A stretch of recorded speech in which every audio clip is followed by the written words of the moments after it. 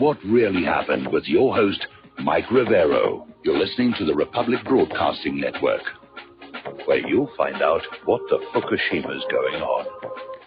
And aloha, America. Welcome to our show today. It's Wednesday, December 13th, 2017, middle of the weekday, hump day, starting that long, slow glide down to Powwow on a Friday.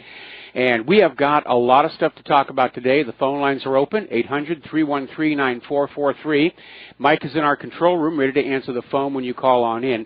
And a quick little program reminder, our third-hour guest today will be Don Wiskin of Extendivite to talk about his amazing product and the latest news from that as well. And, of course, Claire and I are using that, and it does seem to be making a difference as well. All right, so let's get right on into the news here. Obviously, a lot of people are very disappointed at last night's Alabama election. Doug Jones has been declared the winner. Roy Moore isn't exactly conceding because already there are all these reports of problems, irregularities they're called, saying that it was a very close vote and there seem to be some problems here. And, of course, the corporate media is out there saying, oh, this is an embarrassment for Donald Trump. It's a disaster for Republicans. It's all Bannon's fault. And basically commenting on the fact that Alabama tends to vote GOP, and this is its first Democratic senator since the early 1990s. But as I said before, there are already problems being reported. There are reports about write-in ballots being thrown out. Apparently there was some tampering there. A lot of people are claiming they never received their absentee ballots. And it's going to be impossible to see if anybody else diverted those absentee ballots and filled them out because due to that last-second decision by the Alabama State Supreme Court, the election records, the digital scans of the actual ballots are being destroyed. So, again, another dirty, crooked election, and nobody in government seems to want to do anything about it. And this should be a warning shot to Donald Trump that if his Commission on Election Integrity does not get its act together and start dealing with this problem, he's going to be a single-term president, and he's probably going to lose the Congress next year as well. And, of course, there was a miracle all over Alabama yesterday. The dead are rising from the grave, and apparently 9,210 dead people voted with absentee ballots and early voting. And apparently there were these so-called poll worker representatives going around nursing homes talking to patients who are basically mentally incapable of understanding politics and apparently filling out absentee ballots for them. And there were the usual reports of machine glitches, polling places. There were long lines because the machines weren't working. And Alabama's trying to explain this away by saying, well, it's a whole brand new system, and, this was the shakedown cruise, and there were going to be problems. But Alabama has a long, long history of very questionable elections. And this just appears to be another one of them right now. Apparently, there were allegations of voter suppression. Apparently, people were added to the inactive voter list, even though they voted in the Senate primary. So, the usual skullduggery to the benefit of the Democrats. Oh, and by the way, speaking of the Democrats, according to the official Alabama election statistics, 92% of the Democrats in the state voted. That's unheard of in an off-year election. And people are already saying this can't be right. All right. Now, as you know, Rosenstein is getting his grilling in front of the Congressional Committee, and they're covering a lot of subjects, and Rosenstein is trying to defend all of the investigators, such as Peter Strzok, and saying that, it's normal for these investigators to have their own political opinions. We shouldn't fault them for that. But it doesn't necessarily suggest that they're biased in their investigation. Which is kind of a little bit silly when the entire investigation seems to be biased against Trump. Now, if half of them were biased against Trump and half of them for, then you'd have a case to say that bias is not coming on in there. Now, Rosenstein did confirm there have been no improper orders from the White House. But he also says there's no reason to fire Special Counsel Robert Mueller at this time. Now, as it turns out, surprisingly, it looks like Mueller's investigation is about to wrap up anyway. He's finished interviewing the White House staff, and the word now is the investigation is going to be finished within a few weeks. And earlier it had been expected to go on for many more months. So what it's looking more and more like is, except for those indictments that have already been handed down, which were for activities unconnected to the campaign, Mueller found nothing. Mueller found nothing. Now, one of the real big stinks here that Rosenstein is trying to gloss over is the Department of Justice knew that Mueller had a conflict of interest related to the Russia probe before they even hired him. They issued what was called an ethics waiver, saying, yes, we know that there's a conflict, we're waiving this one, we don't think it's a problem, but on examination, the Justice Department refuses to disclose the details on just how they arrived at this decision that Mueller could have an ethics waiver over this Russia investigation. We're going to do a shout out now to our on-air affiliates who are just now rejoining our network here. Now, federal judge, Washington, D.C., Tanya Chutkan, she's an Obama appointee. She's recused herself from a case involving a dispute over subpoenas issued for the Fusion GPS, the firm that commissioned that dodgy dossier. And apparently, Alexei Gubarev, who's a Russian technology executive accused in the dossier of hacking Democrat computer systems, has sought to subpoena Fusion GPS records and to depose its employees to find out more about the research firm's work on the dossier. Now, Chutkan recused herself last month from another case involving Fusion GPS. So it appears there may be some kind of a conflict of interest, or, as we mentioned the other day, the wife of that Department of Justice official who was demoted and taken off the investigation worked for Fusion GPS and the Central Intelligence Agency, which raised the question that Fusion GPS is, in fact, a CIA front. And maybe that's why the judge is being warned to get off that case. Now, getting on back to Peter Strzok, more and more questions are surfacing over his involvement in using that dodgy Russian dossier to get that FISA warrant to spy on Donald Trump's family. Because that would definitely indicate that crosses a line when you're out there obtaining a warrant using false pretenses.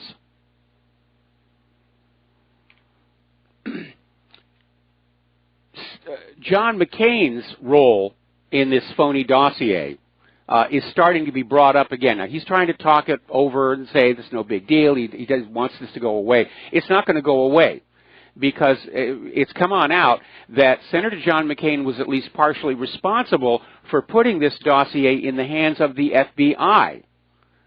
And it's a work of fiction. It was paid for by the Democratic National Committee, the Hillary Clinton campaign, and then later on by the FBI itself, and again, that links back to Peter Strzok. And then John McCain got hold of it, took it to the FBI, and when it was made public in BuzzFeed is when everybody else found out about this.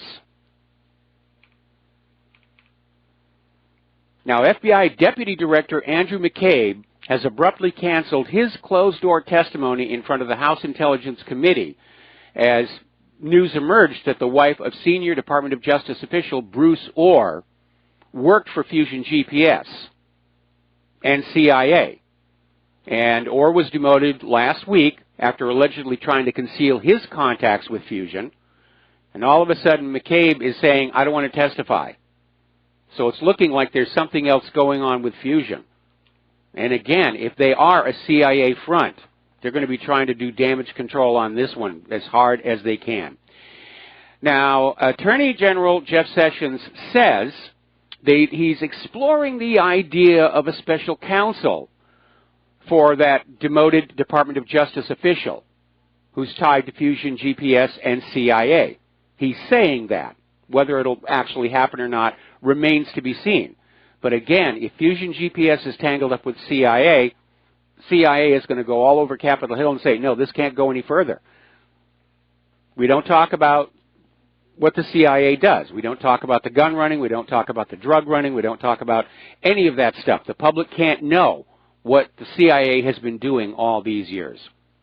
Okay, so we're going to go ahead and start talking about the war zones because there's a lot of stuff going on over there. Trump has declared victory over ISIS in Syria. And this is arrogance on display. First of all, the reason the U.S. went into Syria was not to get ISIS, but to get Assad. And Assad is still there. And they had all that bogus stuff about Assad is gassing his own people, and Assad is tap dancing barefoot on shag carpeting, and Assad passes wind in the elevators, and all this other demonization that we hear every time the U.S. wants to go to war against another country. Then the U.S. rebranded, because the American people were getting sick of this war continuing in Syria, in what appeared to be an act of unbridled aggression. So they rebranded and said, well, we're actually in Syria to get ISIS and Al-Qaeda. And when the U.S. went in after ISIS and Al-Qaeda, they kept missing ISIS and Al-Qaeda and kept hitting important Syrian infrastructure. That's when Syria asked Russia to come on in, and Russia proved to be tremendously effective in getting rid of ISIS and Al-Qaeda. And now Trump is trying to take credit for that.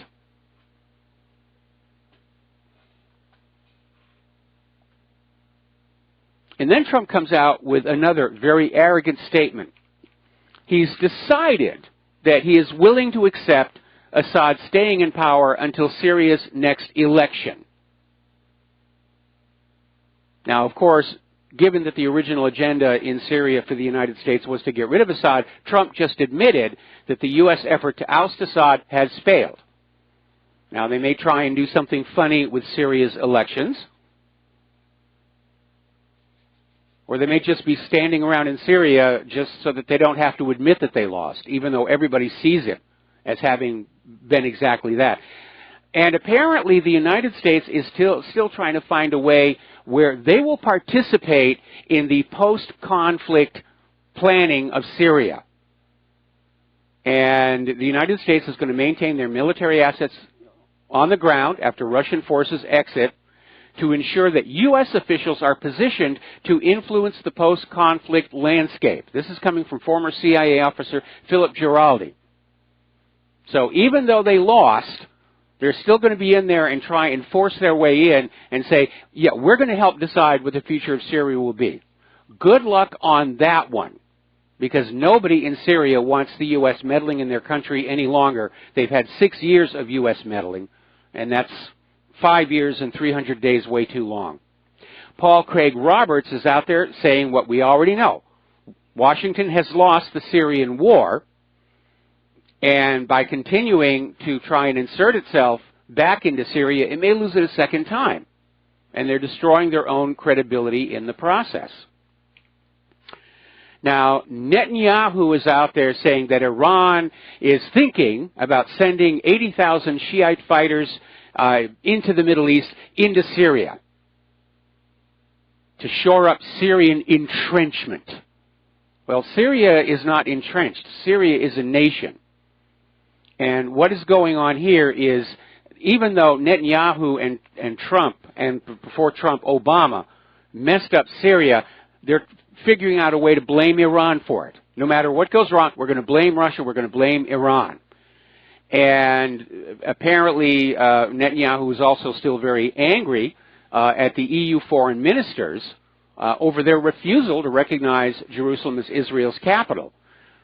And he's accusing them of pampering the Palestinians. Says the Palestinians need a reality check. Now, apparently the Trump administration is preparing a public display of what it says is evidence that Iran is providing missiles to Houthi rebels in Yemen.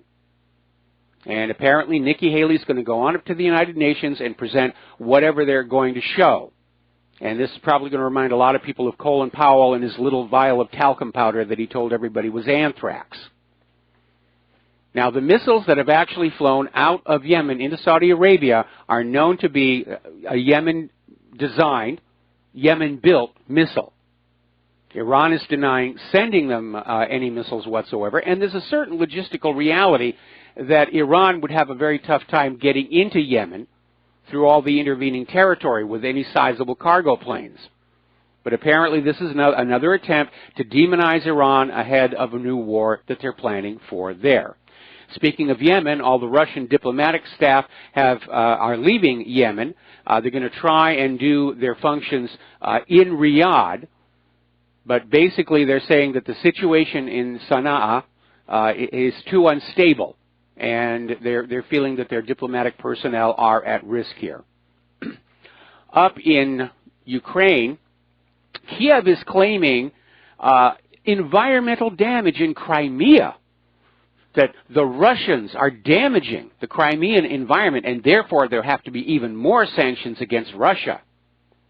Well, what about the environmental damage that Poroshenko is doing over in eastern Ukraine with the constant warfare? I think that's very damaging to the environment, so maybe it's time to put sanctions on Ukraine or on Poroshenko. But Poroshenko's got to be getting desperate to use environmentalism to try and push forward more hostilities against Russia. It really is rather silly. Now, the other day we were talking about how Russia and Japan are starting to move closer together militarily, with the first move being a joint search and rescue partnership, so that if something goes missing from either country, both countries will cooperate in trying to locate survivors. Meanwhile, friction is building between Japan and the U.S. because there's been another incident down in Okinawa. Now, the Okinawans want the U.S. out. Been there for a very long time. There's been an ongoing problem with U.S. forces raping Okinawan women and other issues. And apparently, there was a U.S.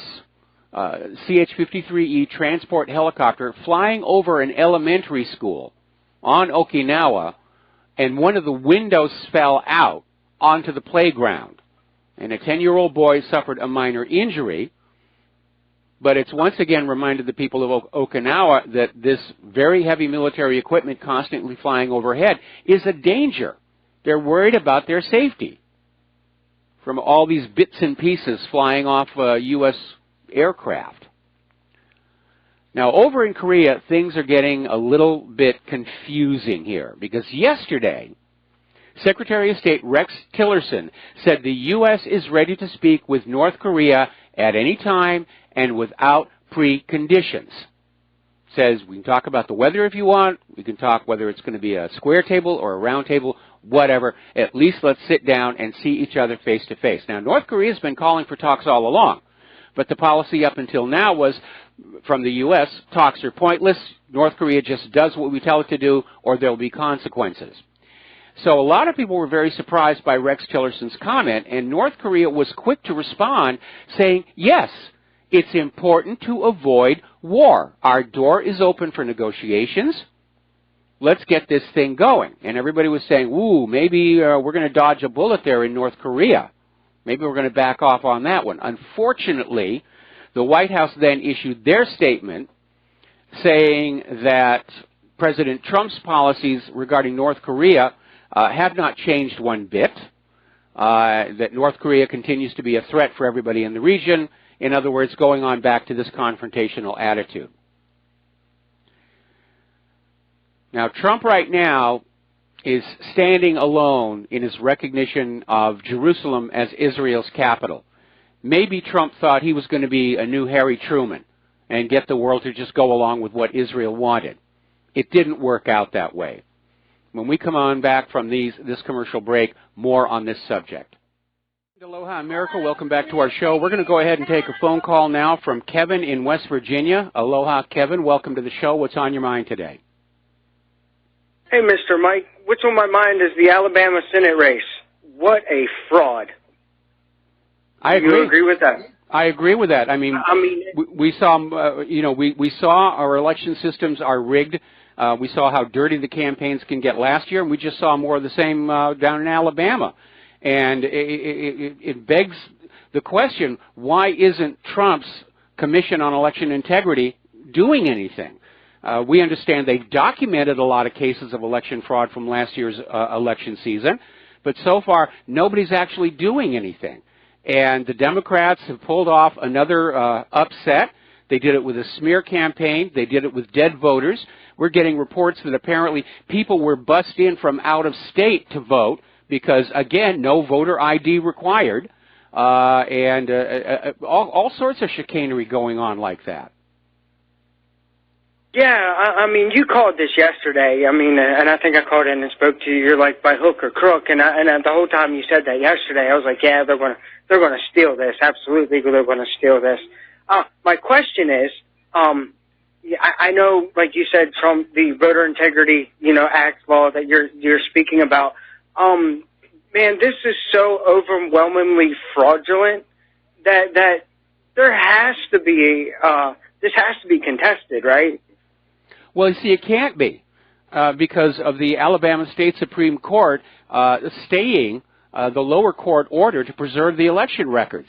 And that means all the digital scans of the ballots are being deleted if they're not already gone. And it was when that State Supreme Court came down with that decision that I knew this election was going to be stolen. They didn't want any evidence. There's nothing that Moore can do. There's nothing to go back to. There's no way to do a recount. It's just the ballots went into the machine and some totals came on out. And anybody who watched Hacking Democracy knows how the totals can be fudged. And so, yeah, it was another stolen election. Our election system is completely untrustworthy, and nobody's doing anything about it because most of the people who are in high offices benefit from the fraudulent system, and they don't want that to change. Yeah, absolutely. I mean, and I was going to get to that with you. Like I had heard these records are digitally being deleted, if not already. And then the other thing I had heard, the military's vote didn't even count. I haven't heard that one, but that's a surprise. Why doesn't the military vote count? Well, I have no idea. Apparently they didn't get them, the soldiers that were overseas, and I guess from Alabama that were voting, overseas. They never got their the ballots, never got their vote. I mean, and I find that to be quite interesting. There you go. Well, I mean, you're right about not getting the ballots, and it's not just the military. Apparently, a lot of people in Alabama registered for absentee voting, and they never got their absentee ballots. But it appears that somebody was using those absentee ballots because there were a lot of absentee ballots filed. Huh. That's interesting. Hey, there could be more fraud right there that me and you just discovered right there. Yeah. It's a crooked election. It was so crooked they had to screw those ballots into those ballot boxes. Well, Mr. Mike, that's all I wanted to talk to you about was I had woke up this morning and seen he won by 0.5 of a vote or 0.5% or whatever it was. And I'm like, that can't be. Everybody I had heard talking on your show and other shows that call in and were from Alabama were like, we're voting Roy Moore. So absolutely this thing is rigged, stolen. And I think this is setting the precedent on what you're going to see in the 2020 presidential election. I think we're going to see more of it just next year in the midterm elections. The Democrats want that Congress. And, especially coming out of last year, there's not a lot of popular support for the Democratic Party. And so if they can't win it honestly, they're just going to steal it. And last night in Alabama proved it. They're just going to go on doing what they're going to do because nobody is standing up to them and telling them to stop. Yeah, totally agree. I mean, and I'm up here in West Virginia, and right across the road from Maryland. Maryland, same thing, no voter ID. I mean, and they were busting the people in during the Trump election at the voting thing, in Washington County, Maryland, and around Hagerstown. I mean, I watched it. I mean, I should have videotaped it, but shoulda, woulda, coulda. But I mean, here's more proof that this what if our vote doesn't count, if our voice doesn't count. What point is it to be a citizen? What point is it to abide by the laws of this country if nobody's going to listen to us? I agree. The contract with the American people is broken. We're not being allowed to elect the leaders that we want. We're living in a dictatorship. And having broken that contract, that Constitution, our obligation to that government ends at that point. We're living under tyranny, and they're trying to still pretend that we're a democracy and we've got some control over the government. But Alabama just proved yet again that is not true. Yep. I mean, and I said it the other day to you, I don't want to see this thing collapse, but it looks like the Soviet-style collapse is coming. I agree. I mean, okay, we got to let you go. We got to take another break for commercials. Thank you very much for the phone call. We'll be right back. Aloha, America. Welcome back to the show, and it's time to grab your paper and pencil. And I'm sure most of you have probably written this down already, but for those who have not, if you want to support our work, and we do need your support, the address to send a donation by check or money order is Republic Broadcasting Network, 2251 Double Creek Drive, number 302, Round Rock, Texas, 78664. And the phone number, if you want to call on in, is area code 800-724-2719, extension 01. So thank you in advance for all your help, because we certainly need it, especially as the nation is not getting any better as far as we can see. All right, getting on back to what's going on with Donald Trump and Jerusalem. Trump is basically standing all alone on this. I mean, Netanyahu's out there saying, yes, this is a good thing, everybody needs to go along, but Trump really is standing alone. Even the U.S. State Department is not changing its view that Tel Aviv is the capital of Israel. And so it looks like this was a totally empty, pointless, symbolic gesture that Trump did that has resulted in this furious backlash across the globe, ended any illusion that the United States was an impartial broker of peace in the Middle East. It's seriously damaged political relations with so many nations, nations that we're dependent on, nations that we need to be friends with. And all to please Netanyahu and AIPAC and Sheldon Adelson. Now, the Islamic Summit has come together, and the Organization of Islamic Cooperation held an extraordinary summit to respond to President Trump's decision to recognize Jerusalem as the capital of Israel. And what they came up with is they officially recognize East Jerusalem as the capital of Palestine. And again, there's a significant difference in the approach to the city between Israel and Palestine. Palestine's willing to share. East Jerusalem is supposed to be Palestinian territory under the United Nations partition plan. And they're willing to let Israel have the part of Jerusalem that the United Nations says belongs to Israel for their capital. There's no reason you can't have a single city that's divided down the middle be a capital for both countries. And Palestine's willing to share. Israel is not. They want it all.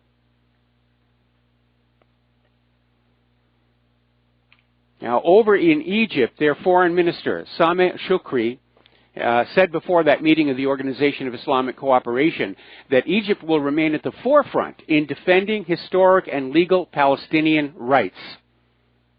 So that's very, very tough talk that's coming on out there. Jordan's king has rejected the change in the status of Jerusalem and its holy sites.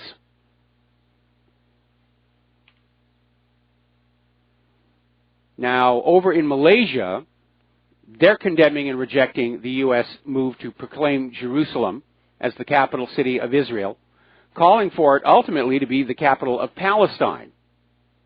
And as we mentioned yesterday, there are tensions all over the place here. And apparently one of the political parties in Malaysia has launched a boycott campaign against Israeli products and enterprises as a form of protest. And they're simply saying nobody will use Israeli products in Malaysia from that point on. Now, I don't know how much Israel exports to Malaysia, but this is going to be another major hit on Israel's economy, along with the boycott, divestment, and sanctions movement. So, Palestinian President Mahmoud Abbas commenting on the fact that Washington has lost the illusion of being an honest broker in the Middle East, says it's time for the United Nations to take over and settle the issue between Israel and Palestine. And, of course, I can already see Nikki Haley jumping up and down and screaming, the United Nations is unfair to Israel. They're unfair to Israel. Now, here's a good one. Over in Iran, a member of the Iranian parliament says President Trump has opened a new chapter in the book of obscenity by recognizing Jerusalem as the capital of the Israeli regime. And here's the kicker. This particular representative in the Iranian parliament is Jewish. That's another reminder about this nonsense that Netanyahu is out there saying that Iran is the new Nazi power and they want to exterminate the Jews. There are Jews serving in the government of Iran. And one of them says that this issue of Jerusalem was wrong, was just flat out wrong. Now, Iran's President Rouhani, speaking at that OIC summit, basically said Muslim nations have to set aside their differences for a unified defense of Jerusalem and the Palestinian cause. And Iran is ready to unconditionally cooperate in defending Jerusalem. So Donald Trump has inadvertently united the entire Muslim world against Israel and the United States. It was always a part of the world I wanted to visit. It's on my bucket list. Not anymore. I have a feeling they're not going to like Americans too much for a long, long time. Down in the African Union, senior human rights expert Salah Hamad said Jerusalem is the capital of Palestine and the United States cannot give it to Israel or any other party. And he's absolutely correct. Donald Trump is not master of the world. He doesn't have the authority to give Jerusalem to Israel.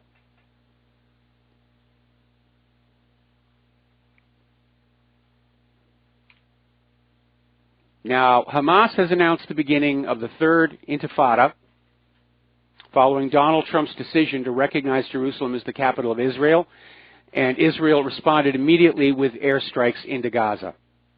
So the bombs are already flying over this. A lot of dead people. And the blood is on the hands of Donald Trump. We're going to take another phone call here. Steve, aloha, Steve. Welcome to the show. What's on your mind? Steve down, Florida. I'm going to give you my little take on this whole Jerusalem thing is that to infuriate the Palestinians, you understand that Israel cannot steal land during peaceful times. So I think the whole goal is to infuriate that area there in order to have them riots and protest. Therefore, Israel, of course, bring in the tanks, push them back further, seize land, and never give it back. I think this is kind of their goal. Well, it may be part of the plan that's going on. The problem is that Israel is stealing land in peacetime. Those illegal settlements all over the West Bank. That's basically the theft of the land. And Israel routinely will commandeer Palestinian land supposedly for military purposes. And under international law, when the military purpose is over, they're supposed to give it back to the Palestinians. But instead it's turned over for development. For Israeli companies to develop. And so Israel is stealing the land even in peacetime.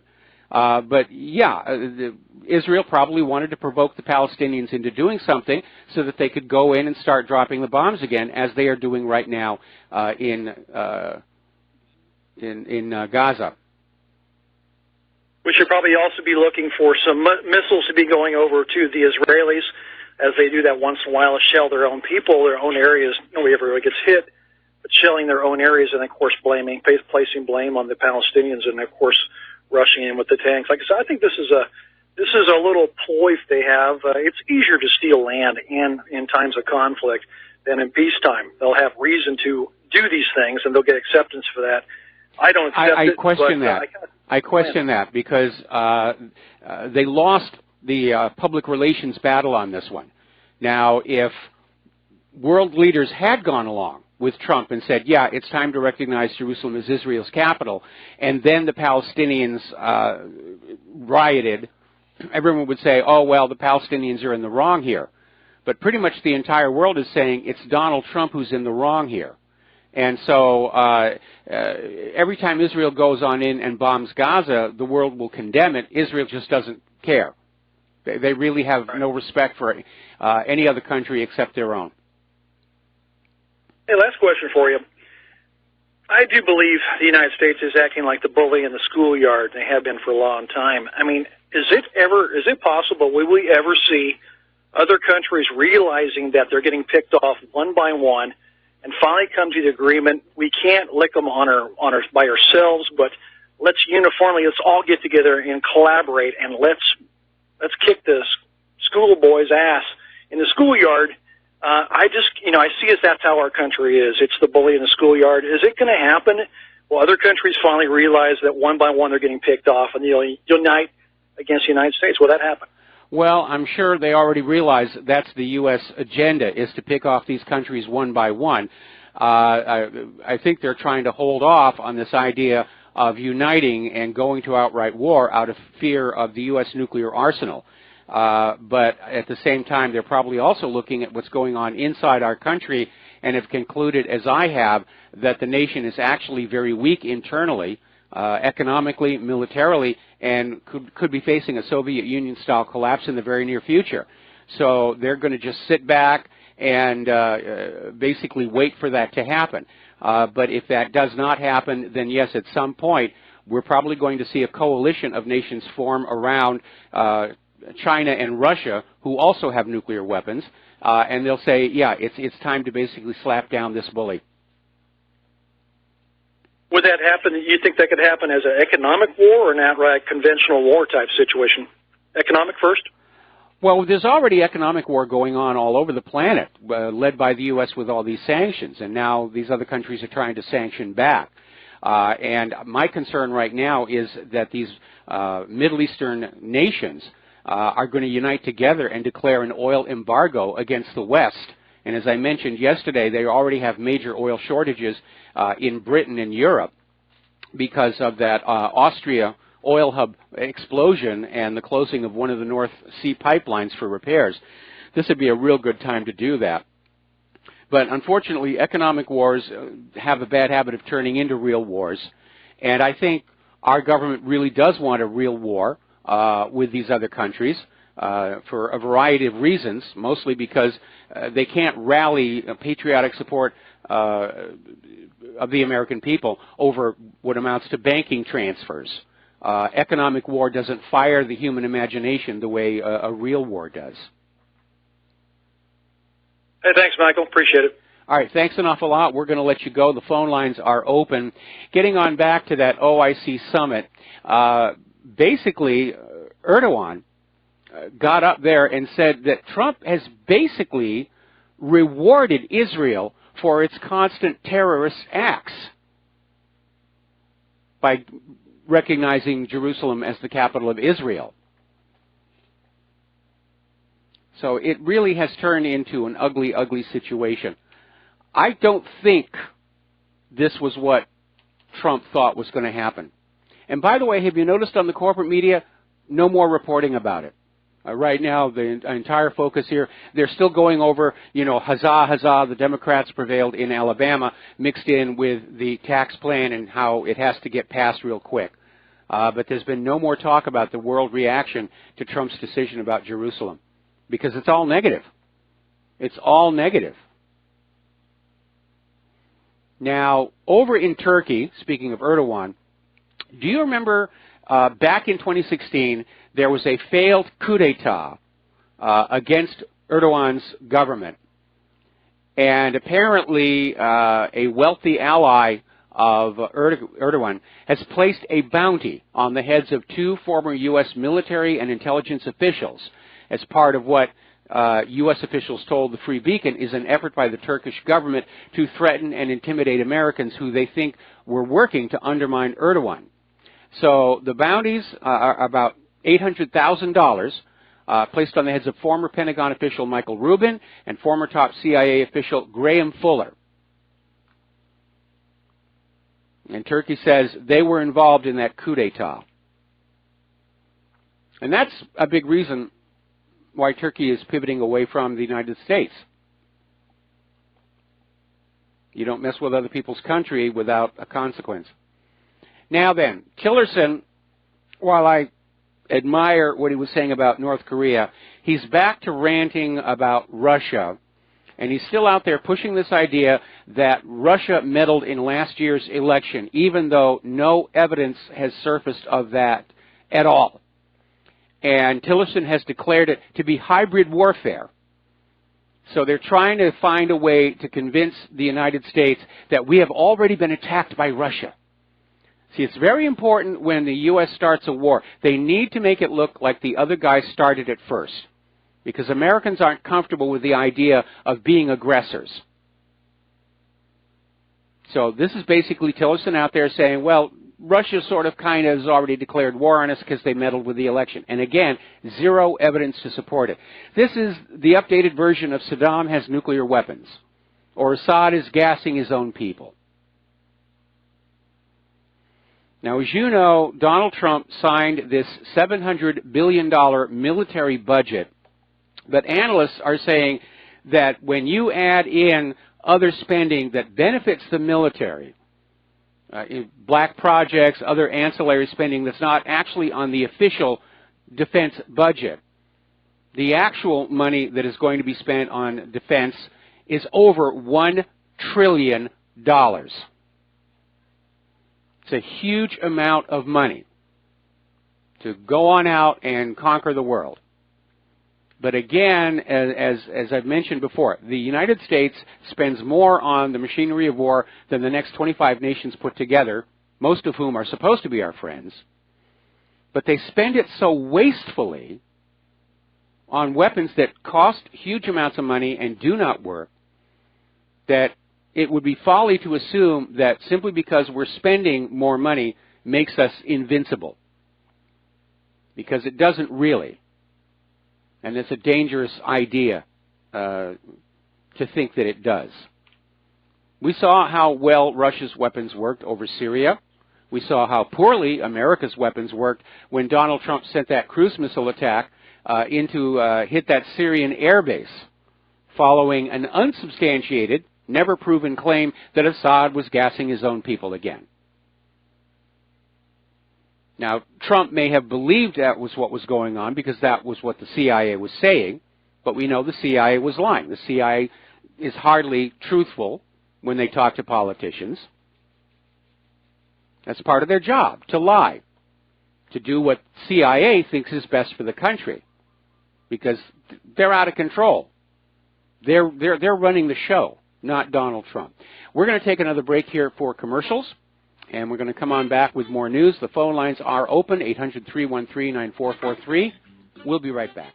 And aloha, America. Welcome back to the show. And I have to be very honest, I am getting totally burned out on all this sexual assault allegations. And as I said before, yes, a lot of this stuff really happens. On the other hand, some of these allegations are completely fabricated, as we saw in the case of Roy Moore, for political gain, for revenge, for publicity. Apparently, Selma Hayek, years after it all happened, has now come out claiming that Harvey Weinstein forced her to do a nude lesbian sex scene in a movie that she was in, or he said he would refuse to distribute it. So one of the problems I have are all these women who are claiming these incidents happened years and years and years ago, and they never did anything about it. They never told their friends and family. And then all of a sudden, in the current hysterical climate, everybody's coming forward with hashtag #MeToo and, oh, these horrible things happened to me. Feel sorry for me. Give me my 15 minutes of media fame. And so forth. But unfortunately, it apparently is a very powerful smear tool. And nothing new about that. There's an old story about President Lyndon Johnson when he was earlier on in his political career, was running for office, and put out a story that his opponent was having carnal knowledge of farm animals. And one of his advisors said, you can't say that. You can't actually come out and say it. And Johnson said, yeah, but I can force him to deny it, which is almost as good. So we are hearing that apparently the Democrats, the liberals, are getting ready to mount yet another smear campaign against Donald Trump, this one focusing on allegations of sexual assault. And again, money is changing hands on this. Gloria Allred is getting involved. Now, Bill O'Reilly, who was forced from his previous position at Fox News over sexual abuse allegations, and we're not going to say whether they're true or not, because I don't know. I've never met the man here. But it has transformed him into a crusader on this issue. And apparently, Bill O'Reilly had an appearance on Glenn Beck's radio program. And according to O'Reilly, his team of investigators have uncovered a tape in which a lawyer offers a woman $200,000 to accuse Donald Trump of untoward behavior. And Bill O'Reilly went on to say that they're encouraging this person who has the tape to hand it over to the U.S. attorney because the investigative team believes there are 3 separate crimes on the audio tape, along with getting the lawyer involved disbarred. And O'Reilly said that if necessary, he'll release the tape himself, that he'll go to the U.S. attorney. He doesn't want to do that and put himself into the story. But as a citizen, he feels it's necessary to get this done. And if that was documented, and he's got the tape, that might pull the rug out from all of this nonsense about sexual assault allegations. We're going to take a break for station identification. We'll be back after these few words. Aloha, America. Welcome back to our show. Hour number 2. The phone lines are open, 800-313-9443. Let's talk a little bit about the economy. Now, everybody is looking at the cryptocurrencies, and they're skyrocketing, and people are saying, oh, we're all getting rich, and I guess some are. But we're already hearing people come on out and saying they're at the top and now's the time to start profit taking. And I think that may be the trigger for a major drop because, again, there is nothing supporting the value of cryptocurrencies. It is all based on demand. And if people start selling off their bitcoins, there will be a drop in the price. Adding to the confusion, apparently 2 major cryptocurrency exchanges have suffered outages. Cryptocurrency exchange operators Coinbase and Bitfinex have been experiencing technical problems. And at one point yesterday, Coinbase said service unavailable, saying it was down for maintenance, maybe, or maybe it was being hacked. Those Bitcoin exchanges, there's a lot of virtual money in there. Remember the exchange for Bitcoin miners got hit a week ago, and somebody made off with huge amounts of Bitcoins. If they dump them all on the market all at once, that could also cause a major drop. And remember, we also reported yesterday that basically this group of 1,000 people own 40% of all the available Bitcoins. So they're hoarding it, which may indicate manipulation is coming on. So a little bit of problems there. Now, as you know, out in California, they're having these horrific wildfires. They're claiming to be 25% contained, but it's huge amounts of damage. 250,000 acres burned, thousands of structures damaged or destroyed. And the new GOP tax bill will eliminate critical deductions for disaster victims. Talk about bad timing. And apparently the hardest hit of the people in the California fires may not be eligible for the support that they got earlier, where when you had to replace your property and your insurance wouldn't cover it all, you could deduct those losses off of your income taxes, but apparently that's being cut as well.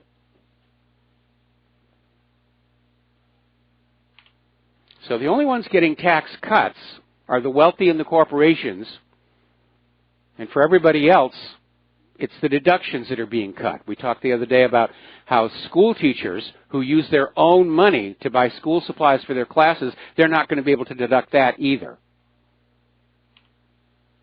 This GOP tax bill is a raw deal, no question about it. All right, let's go over and talk about Europe. and specifically about Great Britain. Apparently, the Brexit deal has hit some major potholes. And Theresa May is caught between a rock and a hard place because she's trying to give the European Union what the European Union wants to let Britain go. But her own supporters and people are saying she's already given them too much. Why should there be a divorce payment? Just go. And Nigel Farage is blasting Theresa May for giving in to the demands of the European Union during the Brexit negotiations. And there have been some very harsh words going on. And apparently, Guy Verhofstadt has blasted David Davis for unacceptable remarks that undermine trust between London and Brussels by revealing that Britain's Brexit deal is not legally binding. He says it's more a statement of intent. So apparently, in response, a German member of the European Parliament is saying the current Brexit trade talks could be completely ditched, that everything is off the table, back to square one. And meanwhile, Guy Verhofstadt is raging at Britain, saying, why would you want to leave? Why don't you like your slave chains? Why would you even want to leave? Now, at this point, I think it would be appropriate for Britain to just leave. Throw some gates on the Channel Tunnel and leave. The sticking point is that the European Union is threatening Britain with a trade embargo unless they get this huge divorce payment, which is basically designed to allow the European Union to keep siphoning wealth out of Great Britain to prop up the EU, even after Britain is gone. Now, I remember early on, Donald Trump was talking about enhancing trade between Great Britain and the United States to try and offset that, but I haven't heard anything coming out of the White House about that lately. But obviously Britain does a lot of trade with Europe, and they need to reestablish new trade agreements, and Brussels is saying that Britain cannot negotiate new trade agreements while they're still part of the EU. It's a catch-22. So if Great Britain decides to do a hard Brexit and just go, there is going to be 2-3 months before they can get the trade started back up again. And that's going to be very, very difficult to do, especially in the dead of winter. We're going to do a shout-out now to our on-air affiliates who are just now rejoining our network. Now, apparently, speaking of the EU, Jean-Claude Juncker is reportedly involved in a criminal investigation about claims that tampering with evidence misled an inquiry into phone tapping. So Juncker is now in trouble as well. That may keep him occupied. Meanwhile, down in Paris, the Parisians are fed up with this migrant situation and the migrant camps, and they're angry about hundreds of migrants sleeping on the streets, basically filling the streets with long lines, waiting for their asylum requests to be processed. And some Parisians are saying they're going to go on a citywide hunger strike if these street camps are not removed, because apparently these migrants are just defecating and urinating right on the ground, and it's flowing out into the streets. There's apparently a state of constant rioting going on over the frustration and rage. So this open borders thing just has not worked out. And I think there's one of two situations that apply. Either the people who were pushing for open borders simply did not think about what the possible negative repercussions were going to be, or they simply did not care that urine in the streets is a small price to pay for the globalist New World Order and the nationless planet.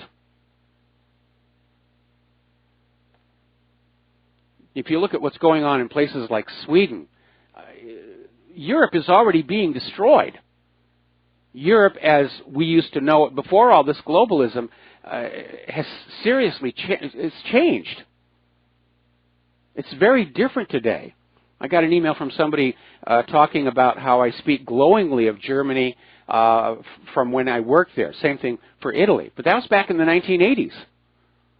And I think, based on what we're seeing in the media, that Germany and Italy that I knew back then doesn't exist any longer. And that is a tremendous loss. And one of the things I don't like about this idea of multiculturalism is there's an implicit demand in there that your own culture be de-emphasized as all these other cultures are brought on in and don't really want to assimilate any longer.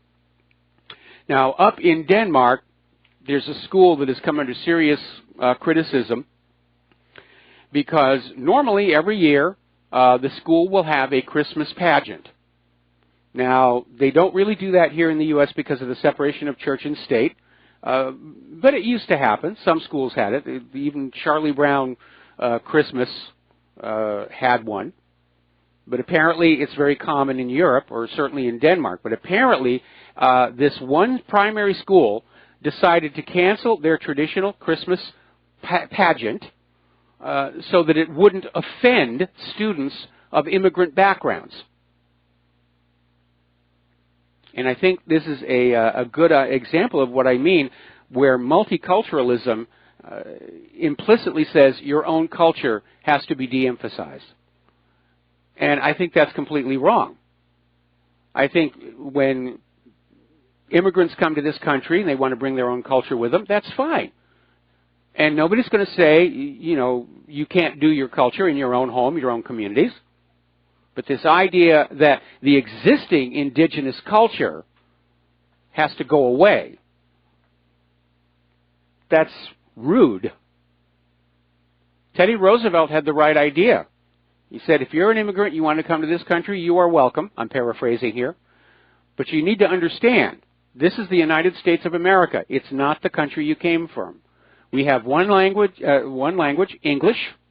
We have our own sets of laws. And that is the country that you're moving into. And through most of the heyday of immigration, Statue of Liberty, Ellis Island, and so forth, that was how immigrants would behave.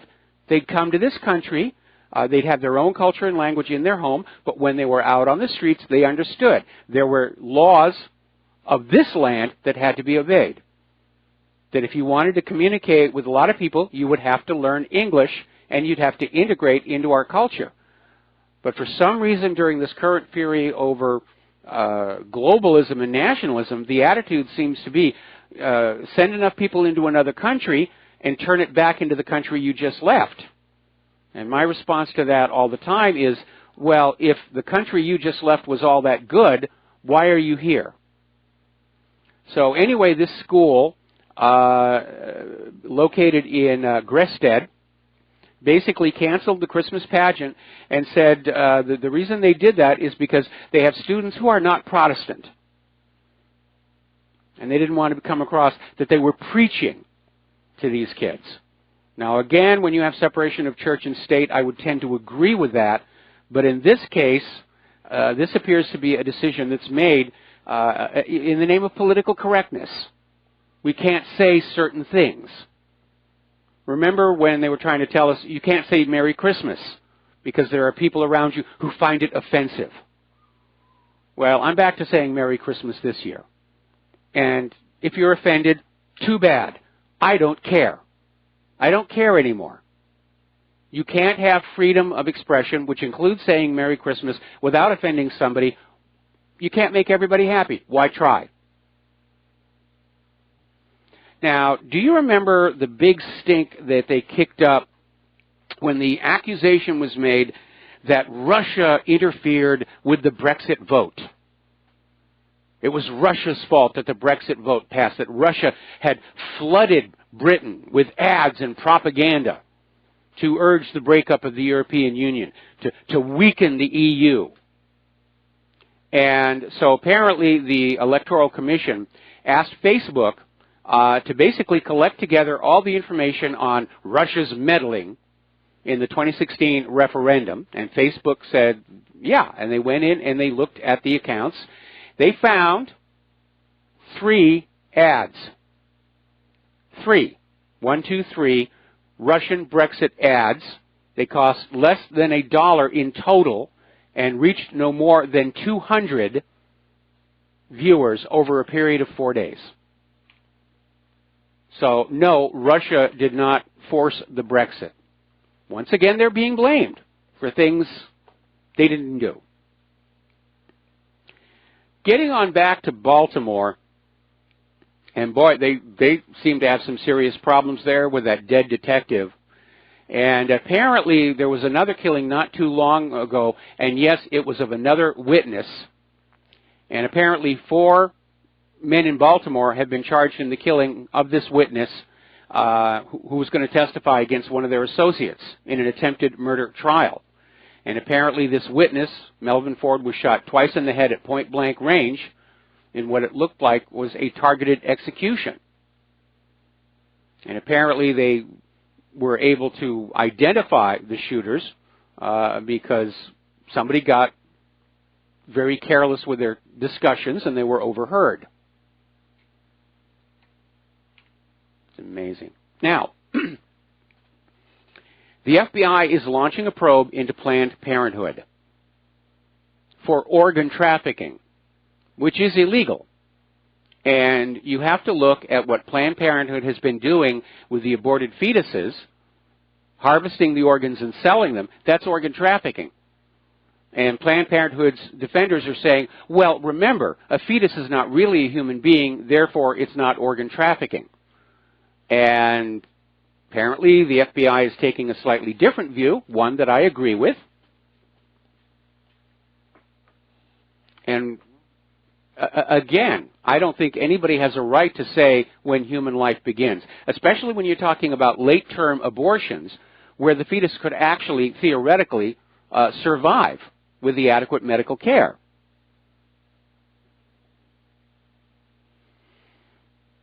Now, down in Indonesia, they're having an outbreak of diphtheria, and it's apparently very frightening to civilians and government officials.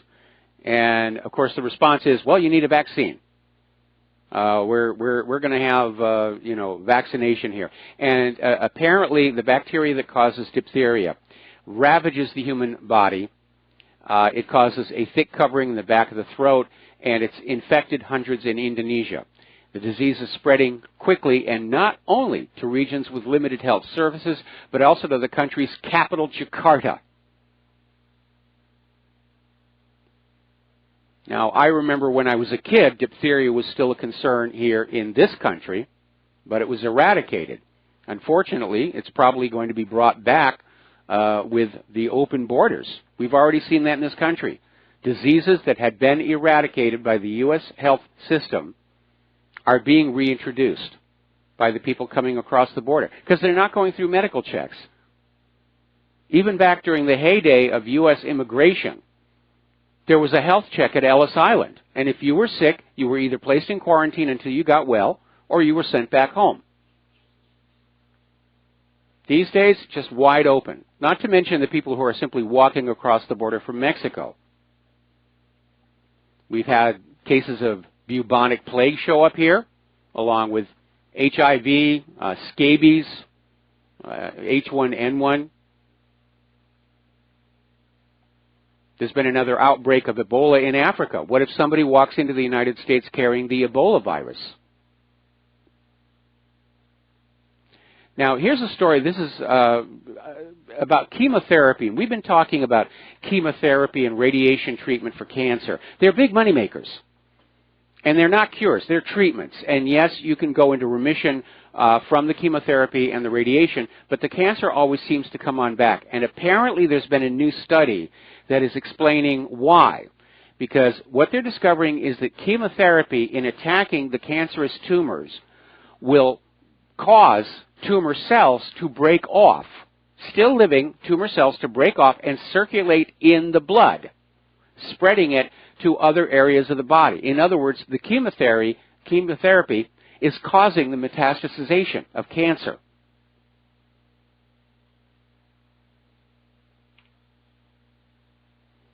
Now, let's talk a little bit about net neutrality, which it is apparent that's about to go away. And a lot of people are very angry about that because our lives center on the Internet for many of us. Not just radio broadcasters, but people at their work, people running businesses. They need that Internet, and they need a free and open Internet. And everyone presumed, and the policy was up until recently, that the common carrier provisions of the telephone company breakup applied to the Internet. That it basically functions as a public utility, and it ought to be treated as a public utility. But that is about to change.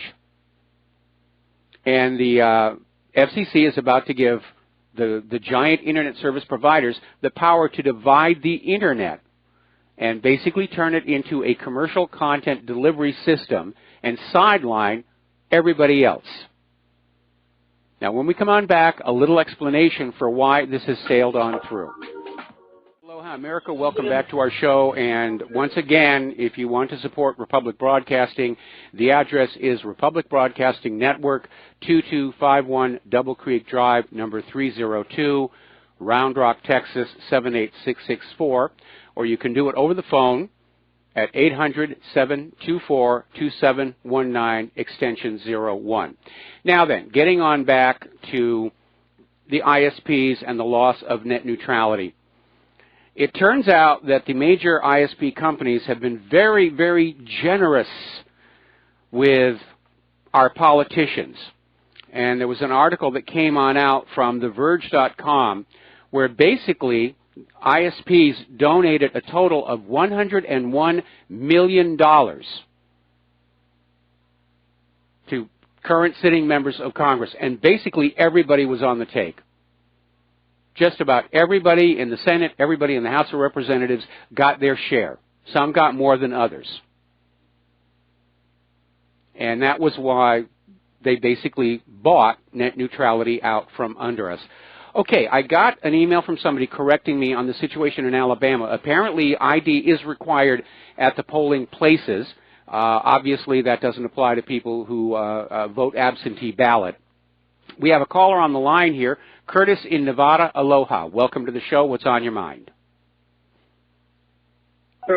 Yeah, Mike, anybody that's watching knows when these long-term propaganda type things are coming.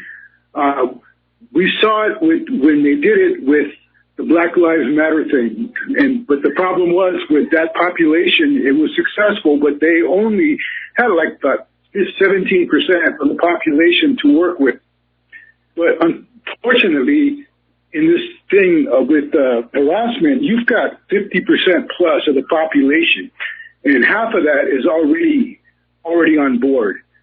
So what happens is, when you overload the system with all these allegations, you don't need to prove anything. You just have to get that 5 or 10% or maybe 5% at the most of the women that are going to. They're not going to go beyond just the superficial. They're not going to look into it. They're not going to hold judgment. They're going to go by emotion because, unfortunately, that's human nature. We've known that. And that's what they were able to pull off. And so now we have a situation where, one half of the population rules just by, short-term emotion. And they're going to use that. It's going to be a winner for as long as, who knows? Well, again, part of the problem goes back to the militant feminist movement of the 1990s and continues to today. Not quite as severe, but back in the 1990s, the message going out from the feminist leaders to women were that all men were rapists and all men were abusive and all men were pigs and blah, blah, blah, blah, blah. And so when women today are hearing about somebody sexually assaulted this woman, it's basically confirmation of their existing belief structure. And that's why they'll just sort of go along with it, without question. And again, it has built this system where, unfortunately, these sexual abuse allegations do work, and people aren't being as critical about it as they should. And as I keep saying, some of the allegations are true, no question about it. I saw a lot of it when I worked in Hollywood. But we also know a lot of these allegations are false for political gain or a fleeting moment of fame. extorting hush money, what all else. But you're right. Unfortunately, too many people uncritically accept these allegations. Well, once again, I hate to keep bringing this point up, but the fault lies every time I hear a man saying, well, I let the little lady handle it. She's in charge of the household. I'm just going to sit back and watch. I mean, when I hear that, I hear a guy says, are you getting married? Do you realize that when you get married, you think it's going to change where you're going to all of a sudden take charge? It's just going to get worse. And 4 or 5 years down the road, it's become acceptable now that she has an out option. That before it used to be a lifetime commitment for both. And that's how you viewed, relations between men and women. But nowadays, if things aren't going well 4 or 5 years down the road, don't be surprised if you find out, because 7 out of 10 divorces filed by women, and she's already got 2 or 3 accounts already set up just in case. See, it's a long-term, short-term, mid-term kind of looking down the road, and if things aren't working out here, she's setting herself up.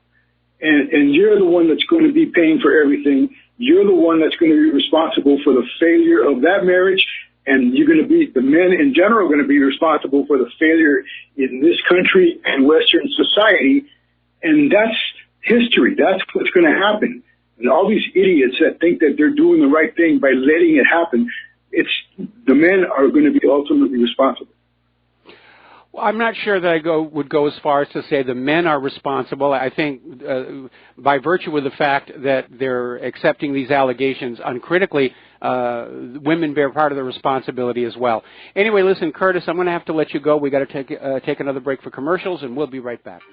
Aloha, America. Welcome back to our show here, and we're going to go ahead and take a phone call from Tom in Florida. Aloha, Tom. Welcome to the show. What's on your mind? Yeah, good day, Michael. Yeah, Michael, what is on my mind is what happened last night with this election with Moore and this guy Jones, Joneson. Yeah, Michael, I was watching the news now, and 95% of the Afro-Americans or Negroes voted for Jones. Now, if that's not racism, I don't know what is. And then you got this Charles Barkley, whatever that moron is, talking about rednecks. Well, you know what? When you got 95% of a group of the Negroes voting for Jones, I think Moore's going to 95% of the white Caucasians are not voting for Moore. Well, who's going to win the election, basically? I mean, you talk about racism here? Let's look at the racism here with that election. Well, it's not necessarily racist in terms of the individual voters, but there's no question that the Democratic Party has increasingly pandered to the black voters, which is kind of amazing when you consider the early history of the Democratic Party and how they supported racist policies. But the Democrats play that victim card, whether it's racial victims, black people, women, so forth and so on. And unfortunately, it is proving to be very, very effective because times are very hard in this country. And a lot of people just aren't making it. A lot of people, despite going to college and hard work, they don't achieve their ambitions. They're confronted with a potential sense of failure. And they don't want to have to do that. And so they look for somebody to blame. And here come the Democrats say, well, you can blame the white people for your misery. You can blame the males for your misery. You can blame the straight people for your misery. And they build, unfortunately, a constituency based on that kind of thinking. Well, Michael, you're absolutely right. Now, I totally agree with everything you're saying. But, Michael, let's go back to what you just said a minute ago. These Afro-Americans had such a hatred for the white males, it seems to me, because it all goes back to slavery. It's all back about before the Civil War and how they were enslaved. But, Michael, what they don't ever want to talk about in these history books and all these colleges and high schools and junior high schools is that the two biggest slave owners in this country in 1865 were Afro-American, black, Negro slave owners that owned black, Negro slaves. And over in Africa, it was other blacks who captured these people and sold them into slavery. And white people are getting the blame for it. History doesn't teach that the first slaves in this country were themselves white. During the height of the antebellum plantation period, the total number of slave owners was only 1.5% of the population. But Antifa and Black Lives Matter and the Democrat candidates are out there saying, well, you know, all white people are descended from slave owners and all the blacks are descended from slaves, neither statement of which is absolutely accurate because a lot of black people have come to this country since the end of the Civil War. And in many cases, especially people in the northern states, are not descended from slave owners. In fact, my ancestors ran a station on the Underground Railroad. So, but people aren't interested in the facts and history. They just want a reason to feel that they are not responsible for their own shortcomings and failings, and that's what the Democratic Party tends to sell. Michael, you're absolutely right. I got to tell you something that's very important so your audience can understand this. I work with a couple of Haitian male guys that are my friends, and they tell me when they go to Haiti, 80-90% of the Haitians in Haiti want to come to South Florida, Miami, Fort Lauderdale area, Palm Beach, because they think they're going to all get food stamps and welfare and Section 8 housing. And they'd rather live over here than do in Haiti. Haiti's a disaster. And Bill Clinton and Hillary were ripping money off left and right after an earthquake. But you never hear about that. You talk about they talk about uranium one and Russian. What about the money they were ripping off? Matter of fact, 60% of the Haitians in the last election voted for Trump in South Florida because of Hillary and Bill Clinton stealing the money. And yes. You talking about slavery? My goodness, they still have slavery in Africa today, Michael. There's so much slavery going on in Africa, it's insanity. You see what's going on with Mugabe and all that. I mean, they can't run nothing. They run it right into the ground.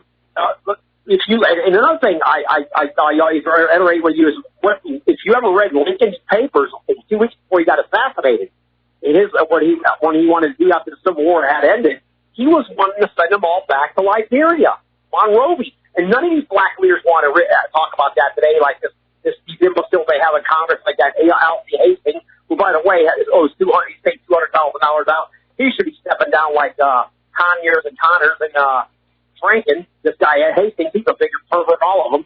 And, you know, Michael, they don't ever want to talk about the real history of this country. Look at what they're going to do with Andrew Jackson's statue in New Orleans. If it weren't for Andrew Jackson, we wouldn't be having a country, we wouldn't be talking right now. But here they want to take his stats down and diminish this president, who's one of the greatest, if not the greatest president we ever had. Old Hickory, they called him, I believe. That was his nickname, correct, Michael? Old Hickory? I think, yes. Andrew Jackson? Yep. They would call him Old Hickory because he walked right like as strong as a hickory stick, and he wouldn't take no crap. And, you know, but what's going on with these lying institutions, of these colleges and high schools, and now they're putting that guy Colin Kaepernick up on the pedestal like he's the greatest thing since peanut butter. This is unbelievable what's happening in this country. And well, about the election last night, the one I think really shows how ridiculous this is they took down a statue of a Confederate officer in Lafayette Park across the street from the White House, and they put up a statue to former Washington, D.C. Mayor Marion Barry, you know, who was caught, you know, smoking crack on video. And we're going to hold this up as an ideal for our kids to look up to? I really don't think so. By the way, speaking of Haiti, interesting little story here involving Dr. Dean Lorick. And this was a surgeon to the stars, very successful. He went down to Haiti after the earthquake to try and help on out. And he was basically calling out all the fraud of the Clinton Foundation, where they were taking in all this money and it wasn't getting down to the people who really needed it. Apparently he was found dead in his New York home, a knife in the chest, immediately declared a suicide.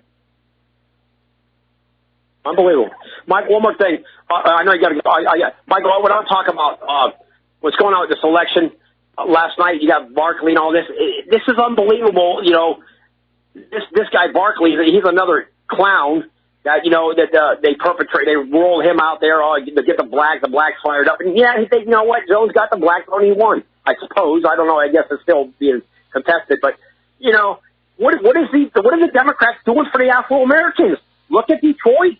Look at Chicago. Look at L.A. What have the Democrat party done for the Afro-Americans? They haven't done anything. They just they just allow their voters to feel comfortable with their present life. That's what the Democrats are selling. And well, that's what they're building. Michael? You know, the Democrats are offering up just this range of targets to blame because your life isn't what you thought it ought to be.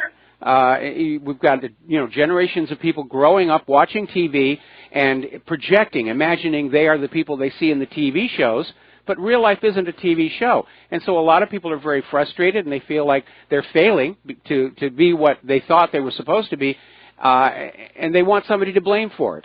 And so the women are blaming the men, the gays are blaming the straights, the blacks are blaming the whites, and politicians love that because it gives them a built-in constituency where they can get up to make a speech and say, you're right, your life is terrible, but it's not your fault. It's the fault of my opponent in this upcoming election, and if you vote for me, I will undo the damage. It never actually happens because they want to keep people in that state of frustration and anger over their lives to use election after election after election after election. Yeah, Michael, can you imagine if Roy Moore would have ran an ad with Danny Williams, Bill Clinton's son, saying that Bill Clinton never paid that young man child support? And if Moore would have been smart in the Republican Party, they would run an ad about Bill Clinton not supporting his son. He has 4 kids now.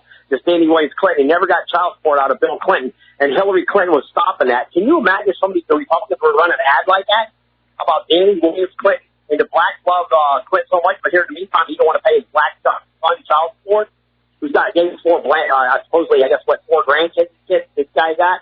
I don't even have to check it out, but that's what I heard. Unfortunately, I don't think it would have made any difference.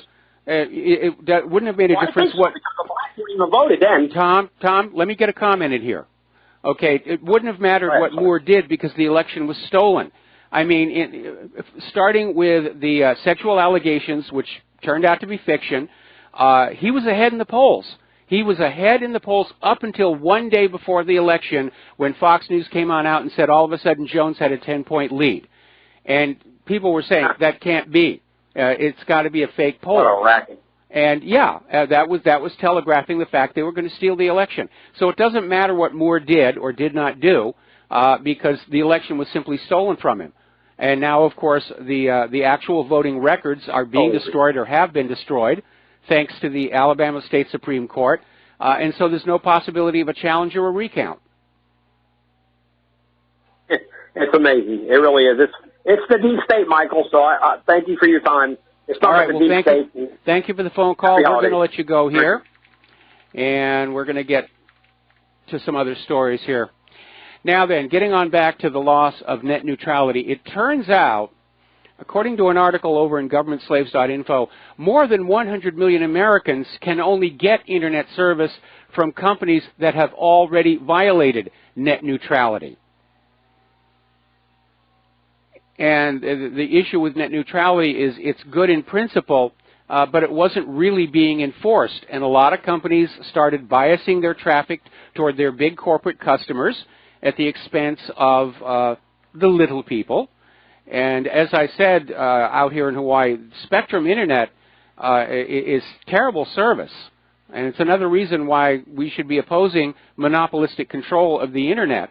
There used to be laws against monopolies because competition would lower prices and raise quality of products and services. Now we have these huge monopolies who, once they are monopolies, can say, we can charge whatever we want because you can't go anywhere else, and forget about complaining about the service. You're lucky you're getting any service at all. And we pay for 300 megabits per second download speed, and we're only getting about 60. And Spectrum was actually sued by the state of New York for failing to deliver the traffic that they advertise. So let's get on out here and talk about the most damaging hacks of this year, because they were out there. There was the WannaCry crypto worm, and it was ransomware, and it was very, very damaging. Thousands of organizations, including FedEx, Britain's National Health Service, Telecoms, Telefonica, and Megafon, others were affected. And then there was Petya, followed by NotPetya. It's actually surfaced in 2016, but the 2017 version, identified as NotPetya, was used to target organizations in Ukraine, and apparently was propagated through the software update mechanism of the accounting software Medoc. And then there was the Equifax break-in that affected millions of people and exposed their information. All right, let's see. We're going to take another phone call. Chris in St. Petersburg, aloha. Welcome to the show. What's on your mind? Well, the doctor who you just mentioned, the surgeon, who's the 81st doctor found dead under suspicious circumstances, Dr. Dean Lorick, that Aaron Elizabeth so conscientiously has been reporting on all these doctors since June 2015 having died under suspicious circumstances. And this Dr. Dean Lorick had complained, and you can read Aaron's reportage at healthnutnews.com.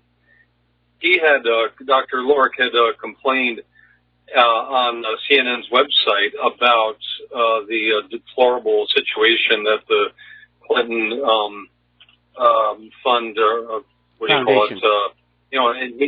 The Clinton Foundation. See, I'm not a acolyte of Trump or Clinton or anybody. It's just these doctors are being apparently murdered under very suspicious circumstances. So, on CNN's website, he writes, quote, "We expected many amputations, but we thought we could save limbs that were salvageable, particularly those of children. We recognized that in an underdeveloped country, a limb amputation may be a death sentence. It does not have to be so. We thought our plan was a good one, but we soon learned we were incredibly naive. Disaster management in Haiti was non-existent." And he goes on, but it's interesting that this is the 81st doctor dead under suspicious circumstances. The 79th doctor, Dr. Crespo, was also a professor at Weill Cornell Medical College, as was Dr. Lorick. Dr. Crespo was found dead in a bathroom there. And when it comes to Dr. Lorick, he was found by his 11-year-old daughter. Yes. Unfortunately, did not leave a suicide note. You would think that being a surgeon, he would have known to, if he was going to stab himself, do so in the heart rather than in the torso. He had drugs available to him, so he could have just popped pills in order to kill himself. Yeah, or being a surgeon, he would have slashed his wrists rather than just stab himself in the stomach. In fact, I went out and checked the statistics for suicide, and suicide by stabbing yourself is actually very, very uncommon because of the fact that you're dealing with pain and it will take you a while to die. So the whole thing was very suspicious, and again, as was the case with Vince Foster, rushed to judgment, it's a suicide, but again, under U.S. law and investigative procedure, all unattended deaths are presumed to be homicide until suicide is proven. And there is no proof of suicide in this case. As you said, there was no suicide note. There was no reason for this guy to kill himself. He was at the top of his game, very prestigious individual working at a prestigious hospital. He had celebrities among his various patients and clients, and life was very good. This is not a guy that you think is going to kill themselves. And again, while many of these other doctors who've died suspiciously seem tangled up with this GC Math and Negele's controversy, this one definitely seems tied up with his open criticism of the poor performance of the Clinton Foundation, because they raised a huge amount of money supposedly for Haitian relief, and hardly any of it actually got down to Haiti. And with all this pressure to investigate the Clinton Foundation starting to build, it was only going to be a matter of time before somebody was going to interview this guy and revive the story all over again. Yes, absolutely. So I encourage you, the audience, to check out healthnutnews.com to stay updated on these doctors who, it seems like one a week or so, are dying under suspicious circumstances. All right, well, Chris, we're going to... That's all I have for you. Well, that's good, because we got to take another break for commercials, and we'll be right back after these few words. Aloha, America. Welcome back to our show here, and getting on back to computers and computer issues here. It turns out that a lot of surreptitious activity is going on involving the mining of cryptocurrencies. And we reported earlier on how certain websites were inserting Java code onto your machine so that your machine is being used to mine bitcoins for them. And it may explain why 40% of the existing bitcoins are in the hands of such a small group of people.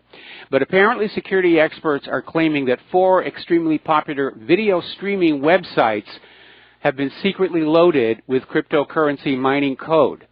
And according to AdGuard, the massive mining operation was discovered when ad blocking plugin developer was fine-tuning its ad blockers to catch and block sites that attempt to hijack web surfers' spare CPU cycles for mining. And basically, when they were analyzing the first results, they came across several very popular websites that secretly use the resources of your computers for cryptocurrency mining. And apparently, some of the sites are OpenLoad, Stream and Go, Rapid Video, Online Video Converter. And I remember Online Video Converter, that also has a reputation for planting malware on the machines as well. Meanwhile, a password stealing app with over 1 million downloads was just discovered on the Google Play Store. And apparently there's more than one. The most popular was a gaming app, and the app was initially submitted in March of this year. And it was just a gaming app without any malicious code, so it passed Google's inspection. But apparently, after waiting a while, the malicious actors behind the app updated it with the information stealing capacity. So the cybercrime is out of control. It's really out of control. And to me, that's a good reason to go back to a cash-based existence. Because no cyber criminal can reach into your pocket and take out those coins and paper. Of course, the bankers want to go the other way, and the European Union has just announced new restrictions on the moving of cash. They want it all in the banks. And of course, when it's in the bank's computers, again, it is wide open to being stolen, hacked into.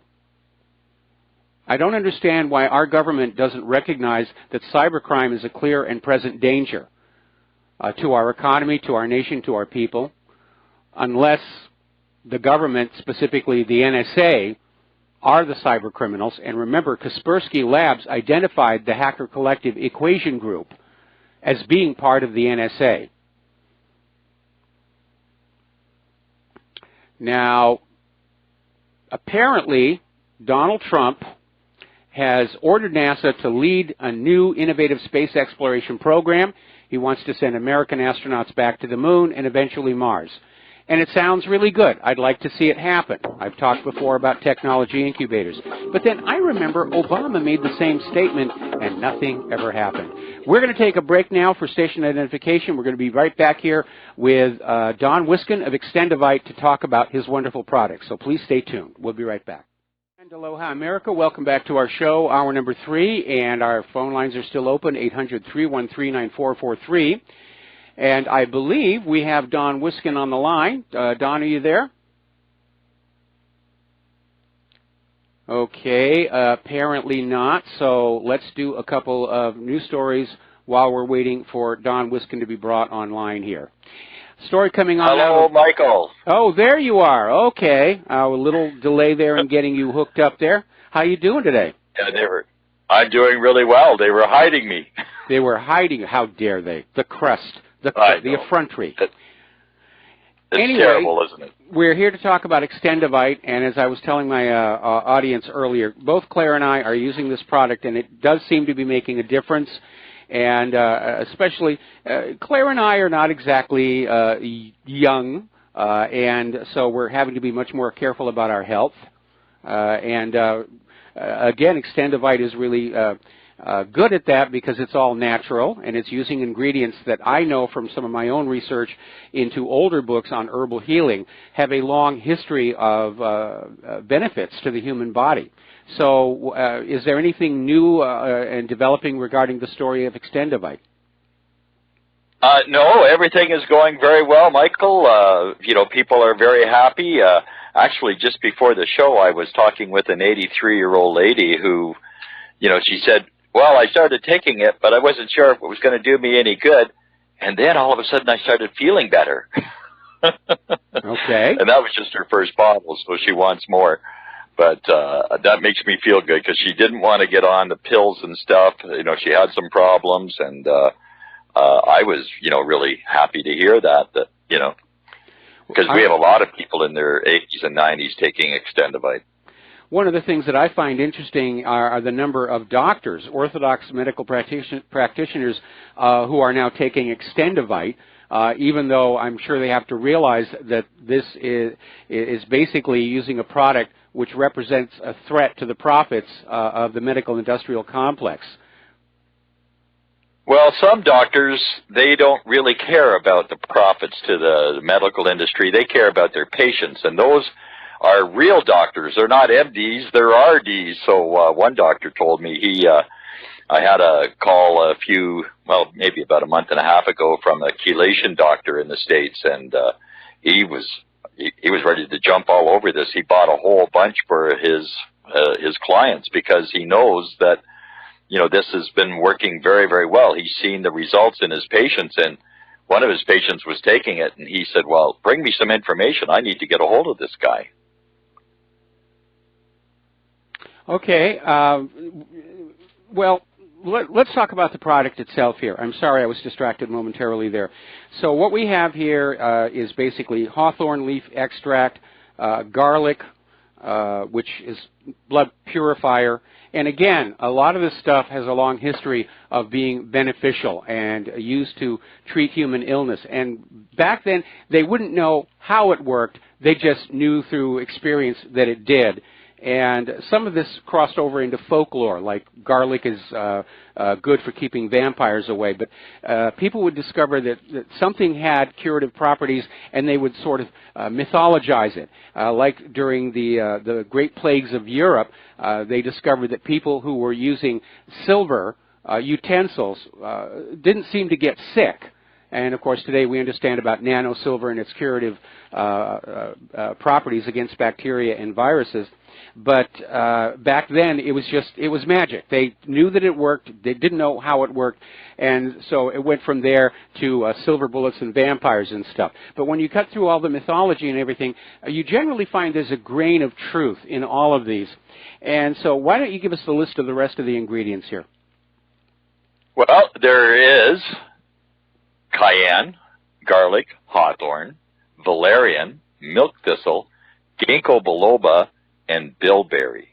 And all of these herbs synergistically work together to help to clean out the arteries, get the blood flowing, boost your natural immune system, give you more energy. You've heard some of the commercials we have. I mean, people are getting up and doing things and thinking that, surgery was the only way out, and they're doing just fine now. And that makes me feel really good. I've been at this for 18 years now. And nothing makes me feel better than somebody calling up and telling me how good they feel since they've been taking it. And, of course, because it's all natural, there are no negative side effects. I mean, there's no little package insert printed in very fine type that you need a microscope to read that says, all these horrible things might happen if you take the medication.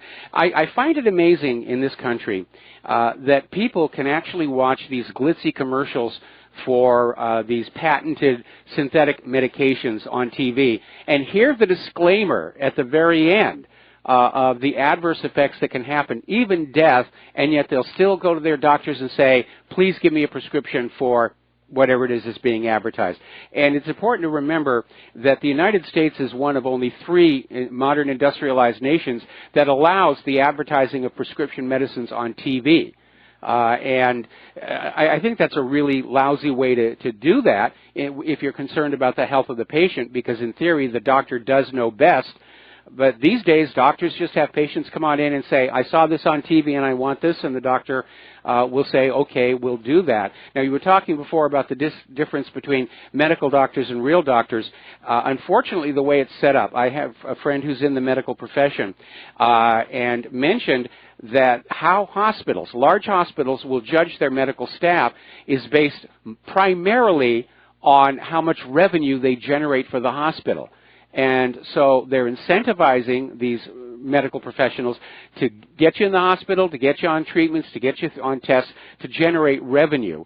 And often the patient's best interests are not given a high priority.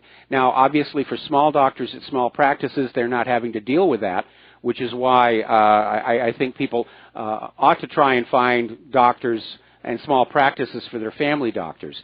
But the system really is becoming corrupt, and because of that, a lot of people are starting to really get very cautious about orthodox medicine. We ran a story the other day that revealed that the reason the annual flu vaccine is so ineffective is because the way it's manufactured actually mutates the flu virus.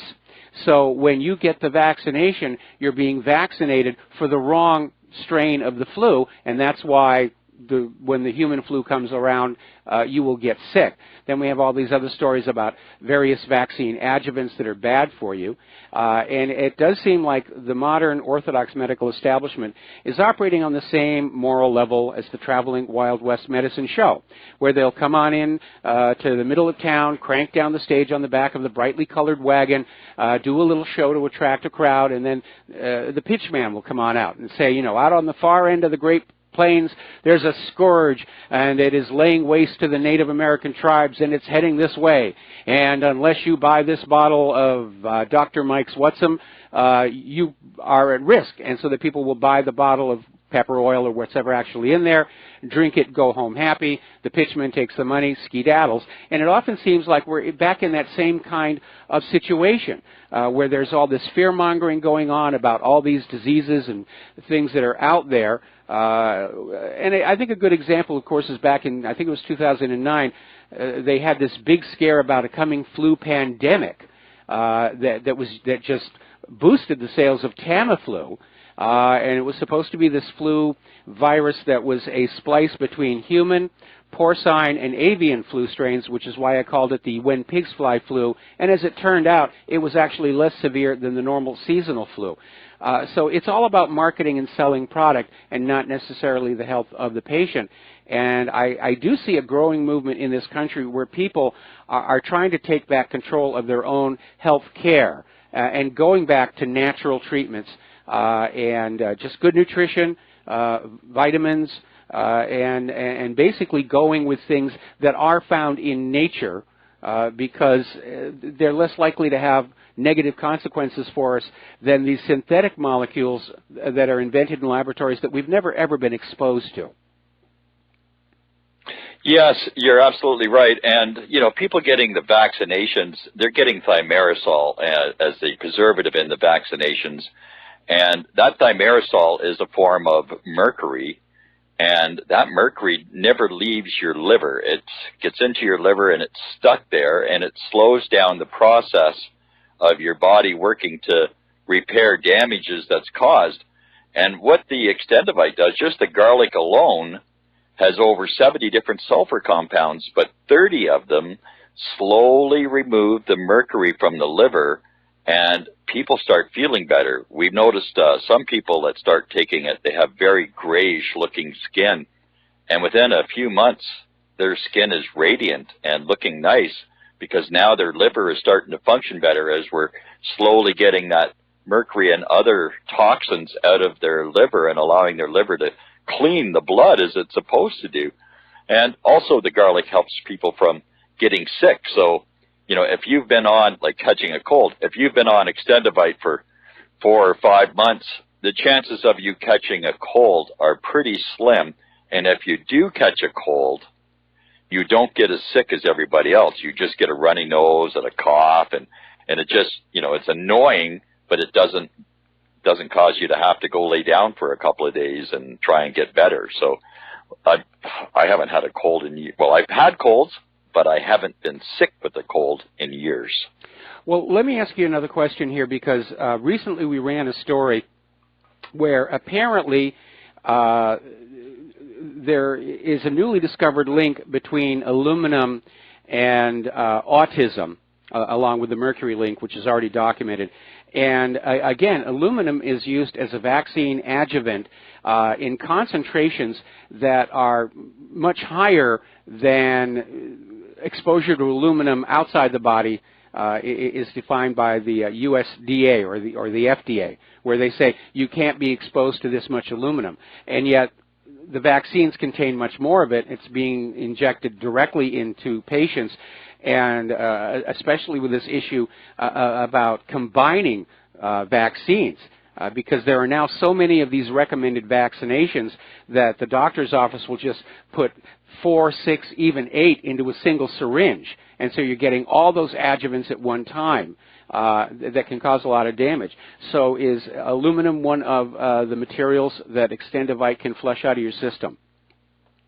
Absolutely. And aluminum is very, very dangerous. I mean, a lot of people are using pots and pans made of aluminum, and then they put some kind of a coating on them, and as you scrape the coating off cooking, you wind up getting aluminum. And aluminum is one of the leading causes of Alzheimer's, and they're also adding it to some municipal water systems to, I don't know what they're putting it in there for, but, you know, people are drinking aluminum, and I think this is, I think we need to really wake up, but I don't know if they, I think what's happening is there's way too many people on the earth, and they're just trying to find a way to lessen the numbers and maybe keep people from drawing their old age pension when they get old.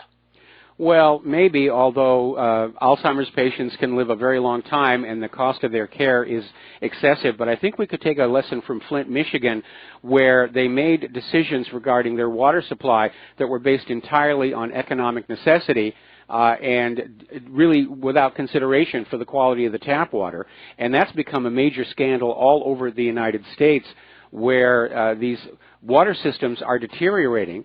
We had a story the other day where analysts have taken a look and said that most of America is living with infrastructure that dates all the way back to the 1950s, and it hasn't been updated, it hasn't been maintained, it hasn't been repaired, and so we have toxic water coming out of the taps, we have bridges are collapsing, our roads are full of potholes and cracks, and we really are a failing empire. And unfortunately, when the machinery of government starts to break down like that, those components of the government that are supposed to be looking out for our health, they're not functioning either. And we have seen all these stories about how the FDA and USDA are continually being compromised by corporate interests, as a result of which we do have a lot of dangerous products out there on the market. And that, unfortunately, does include the medical industry. We ran an article just today where a new research study is saying that chemotherapy, when it attacks a tumor in the body, will actually cause live tumor cells to break off and flow in the blood to other parts of the body. In other words, the chemotherapy is leading to the metastasization of cancer. So again, people are getting very, very concerned about the deplorable state of America's medical system. We've got the most expensive care on earth, but it's ranked somewhere like 32nd or 33rd in quality. And all of this goes back to Richard Nixon and the Health Maintenance Organization Act, which turned medical care from being a service into just another profit-making scam. And we've inherited the result of that. So people are going back to the old herbalist cures. They're going back to things that are found in nature, and that, of course, gets us back to Extendivite. So looking at the ingredients, I mean, I recognize a lot of these. Valerian, of course, is a natural tranquilizer. And it's a plant found in nature, and the pharmaceutical companies will actually take this natural plant and they'll change it around a little tiny bit so they can patent it, call it Valium, and sell it at a much higher cost.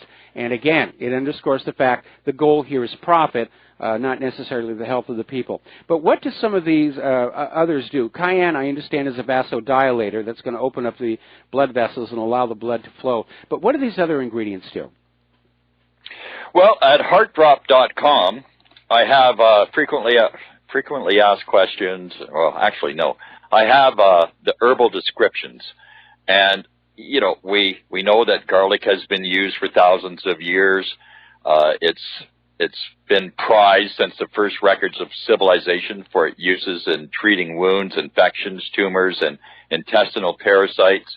And modern-day scientists in numerous clinical trials have concluded that garlic lowers cholesterol, lowers blood pressure, thins the blood, thus reducing your risk of heart and strokes and heart attacks and strokes, and it fights bacteria like an antibiotic. And hawthorn, well, it's one of the most valuable medicinal herbs used in the treatment of congestive heart failure and circulatory disorders. European studies have shown that this botanical increases blood flow to the heart and brain, protects the heart from irregular heartbeats, enhances the strength of the heart's contractions, and mildly lowers blood pressure. And compounds in hawthorn can help protect the heart against oxygen deprivation, a condition that often leads to angina, a disease marked by intense chest pain. And also in Germany, the German commissionee have approved hawthorn for as a heart tonic, and that it works. And a lot of our information comes from the European study of herbs. So, you know, this product was actually originally made by an old guy who worked in or studied in Germany, natural medicines, came to Canada, and made this product back in 2001 for us. And you know, it's all based on the history of the herbs and how they've worked in the past. And even milk thistle, you know, most people know it as a weed that grows out in your farmer's field, but you know, it has all kinds of antiviral, antioxidant, anti-inflammatory properties. It's also a liver rejuvenator. There are people that take milk thistle pills because if they're going to go out and say drink too much alcohol, the alcohol poisons your liver, and that's how you get impaired. This helps protect the liver from the poisons of alcohol as well. So, you know, it's a very well thought out formula, and you know, it works very, very well. All of these herbs are required. Even the valerian is used mostly to calm you while the other herbs go to work. I know that my mom, before she passed away, she was having a lot of anxiety, and you know, she was 78 when she passed away, but she went to see her doctor, and the doctor sent her to a psychologist, and the psychiatrist, I should say, and he put her on what do you call those, antidepressants. Oh, and boy. Read on the label. Yeah, and read on the label, it says not to be given to people over 60, but there she was, 77, 78, and one of the side effects is strokes and heart attacks. Yeah, and yeah. She had a stroke. Those antidepressants are just, they're horrible, and for a variety of reasons. I mean, some people are driven to suicide by them. Anyway, Don, we got to take a short break for commercials, and we'll be back with Don Wiskin and Extendovite, and we're already getting emails in asking questions, so stay tuned. Aloha America, welcome back to our show here. We're talking with Don Wiskin of Extendovite, and I got an email here asking a very simple, reasonable question. What's the shelf life of Extendovite? When you buy a bottle, how long can you store it? I mean, presumably you're going to be taking the pills, and you'll finish the bottle before its X date is up. I have a bottle here, of course. This is from the very first time I started taking Extendovite, so its expiration is actually next month, but I just use this as a prop for the BAM User TV feed. So what's the shelf life? Don, are you there? Okay, we've lost Hi, Don. Button. Are you there? I'm here. Okay. Did you hear what I said? Yes. Okay. And our product actually has a 5-year expiry date on it, but the tincture, I mean, you could bury it and pick it up and it would smell bad, but you could still use it, but because, you know, the alcohol preserves it forever. The capsules has a 5-year date on it as well, and we guarantee that at that 5-year date, it still has between 1.8 to 2% Videxin from the hawthorn still active in it. So it's there's no fillers, there's nothing else in it. It's just herbs, except for the liquid. It has an alcohol base. So people are trying to call me, and Babs isn't here, so I can't take the phone. Well, would you like to finish up so you can take your phone calls here, because we're almost at the bottom of the half hour? And where do people go to learn more about your product and to place orders? Well, heartdrop.com, that's HEARTDROP.com. There's a link at What Really Happened. You can order it off our website. Also on our website, we have links to Amazon. Amazon is, this time of the year, you're probably best to go to Amazon because you're going to get the shipping faster. We're right in the middle of the Christmas season, so when I say it could be 5 to 15 business days being mailed from Canada, Amazon is a lot faster. But yeah, heartdrop.com, and everything that you want to know is right there, including our toll-free number. Let me ask you one more question here before I let you go. Obviously, Claire and I and a lot of other health-conscious people, we do business with these large health food chains like Down to Earth, or GCN, probably not so much Whole Foods now that they've been acquired. But is there anything preventing you from approaching some of these large chains to distribute here in the United States of America, so we could just walk in off the street and buy the product? Well, I have a bunch of health food stores in Canada, but in the States, what happens is you're sometimes best to go to some distribution company that's already dealing with all of these health food stores, because some of them say, well, you know, I'd like to deal with, you know, ABC company because it all comes on one bill. We've approached a lot of stores, and, you know, we're just not getting any real headway. But what I've decided to come up with is we have customer list, and we have customers all over the U.S. So pick the area where we have the most customers, try and get a local health food store to start with it, and, you know, start directing people towards that health food store. That's about the only way we're going to do it. But right now, Amazon and heartdrop.com is one of the basic ways that most people get it. And, you know, they just call and talk with Babs or myself, and everybody's happy. All right, and once again, that's heartdrop.com, and the product is Extendivite. They've been a supporter of Republic Broadcasting and What Really Happened for a very long time, for which we are very grateful. And it is a good product, and like I said, Claire and I both use it, and it does seem to be helping us deal with the fact that we're not young anymore. We're getting old, and we have old people issues to deal with. But Don, once again, thank you for spending some time with us. And we'll have you back again in the very, very near future, because it is a good product. And if there's one thing I like to do as a radio host and a blogger is actually advertise a product I can truly get behind and believe in, and this is definitely one of those. I appreciate that, Michael, and I've been taking it myself for the last 18 years that I've been in business, and I swear by it. I don't miss a day, and it's all because it just makes me feel good. All right. Well, that's a good recommendation right there. And thank you very much. We're going to let you go here. We're coming up on another commercial break. And when we come on back, we're going to be dealing with some economic news, some other little bits and pieces left over from the talking points. Meanwhile, the phone lines are open, 800-313-9443, and I urge you to call on in and help fill in the last half hour of our program today. Meanwhile, getting on down to human-caused global warming. One of the mainstays of the global warming propaganda was this claim that Greenland was going to lose all of their snow and ice in 20 years. This was made by one of the founders of Greenpeace going on 19 years ago. And he got called on it and ultimately admitted on TV that, yeah, they were just making these catastrophic predictions to scare people into supporting their agenda. Little dose of reality after we come back from these commercials. Aloha, America. Welcome back to our show here. We're talking about human-caused global warming. And as I mentioned before the break, one of the mainstays of the global warming hysteria was the claim made by one of the founders of Greenpeace that Greenland was going to lose all of its snow and ice in just 20 years. That was 19 years ago.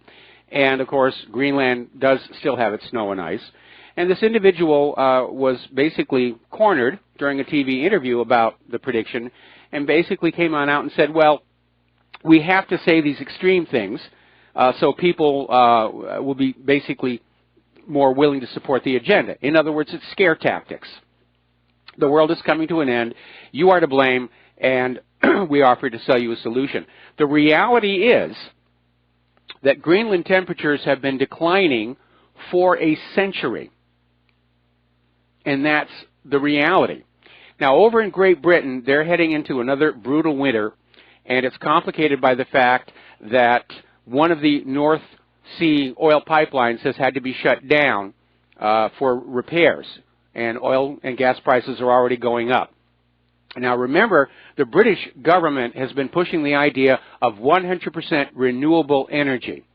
There's only one problem with that, and it's actually being illustrated right now in Great Britain, because it's heavily overcast over much of the country, and there's very little wind, which means the wind and solar power has collapsed. Right now, after all that investment, wind and solar are producing only 3% of Britain's energy. And that shows how short-sighted some of this green energy thinking was. The idea that this was all going to work because the sun was always going to shine and the wind was always going to blow. Where all of these systems are breaking down is the large-scale storage of energy still has not been achieved. And we actually have a wind farm here on Oahu, and when the wind is blowing too hard, they actually have to shut it down for apparently some structural deficiencies. But even when it's blowing, if it's producing more electricity than the island needs, there's no place to put it. So that when the sun isn't shining and the wind isn't blowing, you have to go back to the more conventional forms of power. Now then, let's go ahead and take ourselves a phone call. We're going to talk to Joe in Rhode Island. Aloha. Welcome to the show. What's on your mind? How are you, Mike? I'm fine. Mike, yes. Do you, I know that you're from Hawaii, you say? I'm in Hawaii. I'm originally from New Hampshire. I see. Have you ever heard of anything called the the Polynesian Triangle? Yeah, I've heard of it in connection with the Bermuda Triangle, where supposedly there are these regions around the world's oceans where there are mysterious disappearances. And I know that there have been a lot of spectacular cases in the Bermuda Triangle, but sometimes people tend to focus on an area as unlucky, and there are dangerous areas of the ocean. But looking at a map of shipping disasters, you find they're actually much more evenly distributed than you might want to think. Why do you ask? Well, in my studies over the years, it brought me to the Polynesian Triangle and the sacred tablets that the chieftains, the 32 chieftains of that area. Okay. That's a different context than I was thinking. Yes. Maybe someday we can get into depth on that one. But I just did have a couple other quick questions for you, Mike. Just that maybe you could confirm this for me. The border of Alaska, is there a Russian installation, and what is it there for? To the best of my knowledge, there are no current Russian installations. Obviously, Russia at one point owned Alaska, and some of the remains are still there. We actually have the remains of a Russian fort over on the island of Kauai. It's pretty much deteriorated, but I don't think Russia has an installation in Alaska at this particular moment. Okay, and one other thing, Syria, is there a negotiated peace that's in place now, or is this still a foundation of peace that starts 14 feet off the ground? There is no formal peace agreement. Supposedly there's going to be a meeting between Assad and the heads of the legitimate real opposition groups as opposed to the ones that were manufactured to try and get Assad out of power. And Assad has indicated a willingness to bring them into the Syrian government. So that's the status of that. But effectively, ISIS and Al-Qaeda have been driven out of Syria and, for that matter, Iraq. And so there really is no more war there. I mean, there's some skirmishes that are going on and some near misses between the Russian and American aircraft, but that's about it. So it's not really an official declaration of peace. Well, I don't know how official it gets. I mean, you have people like Putin saying that basically the war is over. And I tend to agree. Now, if the U.S. is going to try and restart it again, that's another open issue, because as I reported earlier in the show, the U.S. is trying to basically force their way into the discussions of what Syria is going to be following this war. And, of course, Syria's government does not want them there.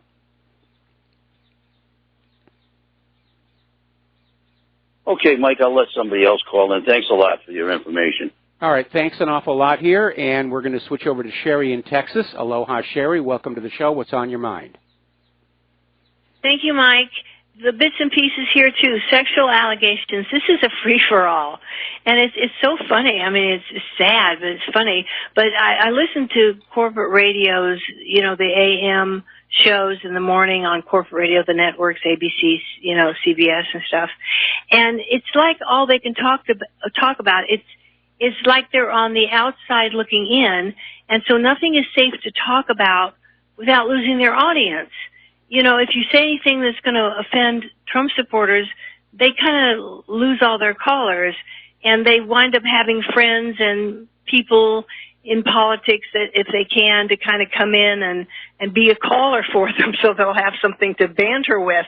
And so they're kind of, you know, this is giving them a wonderful opportunity. It suits the agenda for people to talk about other things besides what's important, because they're on the outside. Now, Sandusky, I heard, is going to be trying for a new trial. Did you hear about that? Yes, we actually had... trying to garner support?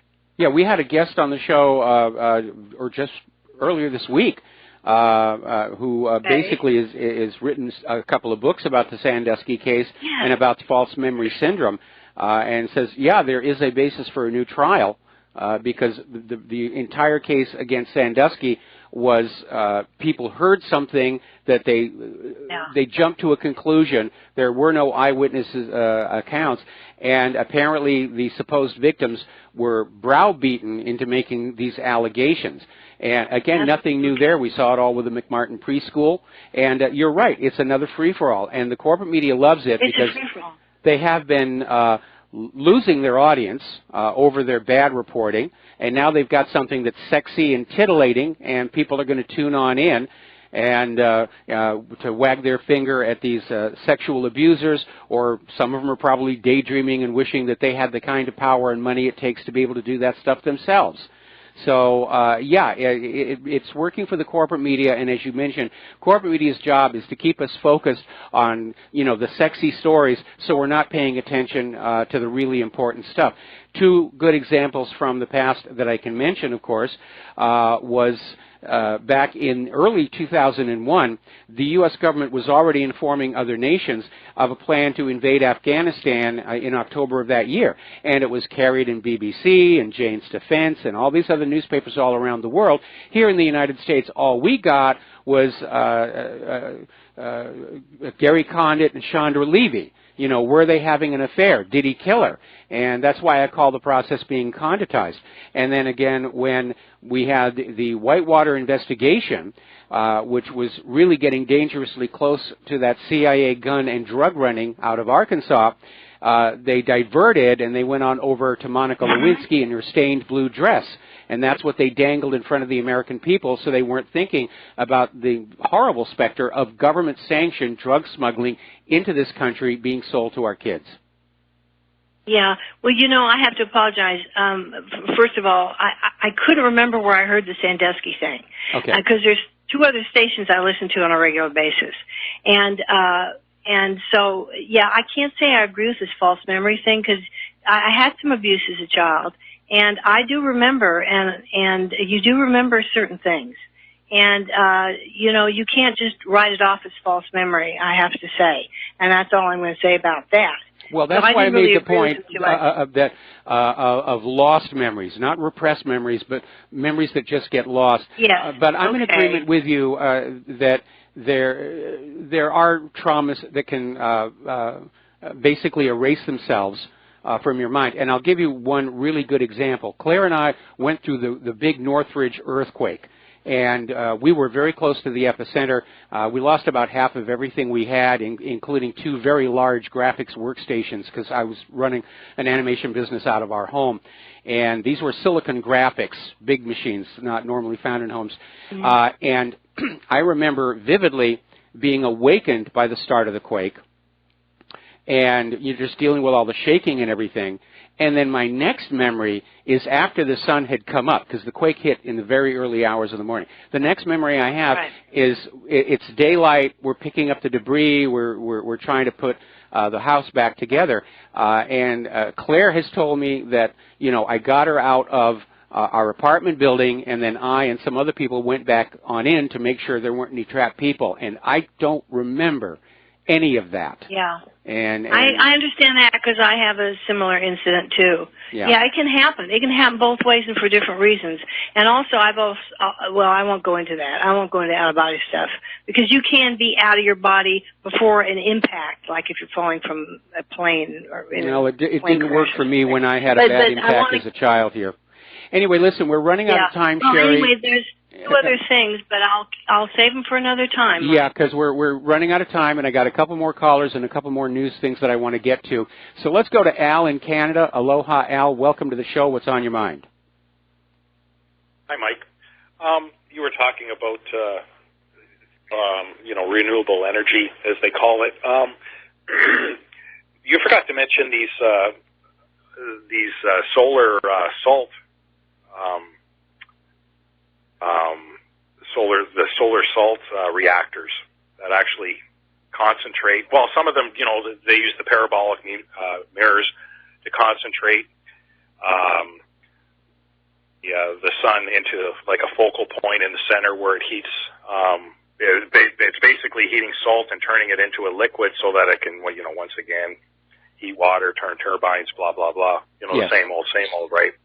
Yeah, but that's still subject to the same problem as solar panels. If the sky is overcast, it doesn't work. No, you're absolutely right. Obviously, they use these. They're best used in a desert environment where the state you live in. This is no good. I mean, it's too big. It's a tough one. I'm wondering if did you ever see or hear that video of Tesla?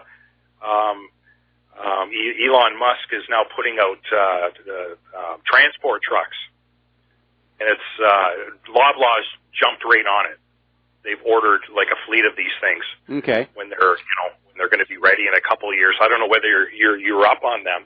Yeah, I'm up on that, and I think electric cars are a coming thing, especially now that in the concept car sense, there are now electric supercars that have the kind of performance gasoline cars have and some drivers want to buy. The problem is, again, where does that electricity come from that charges these electric vehicles? And so far, it's still primarily coming from petroleum-fired generating plants or nuclear reactors.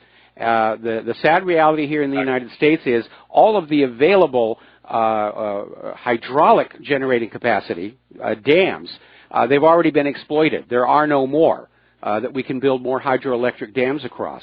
So that basically has hit the plateau, and we can't get any more out of that particular resource.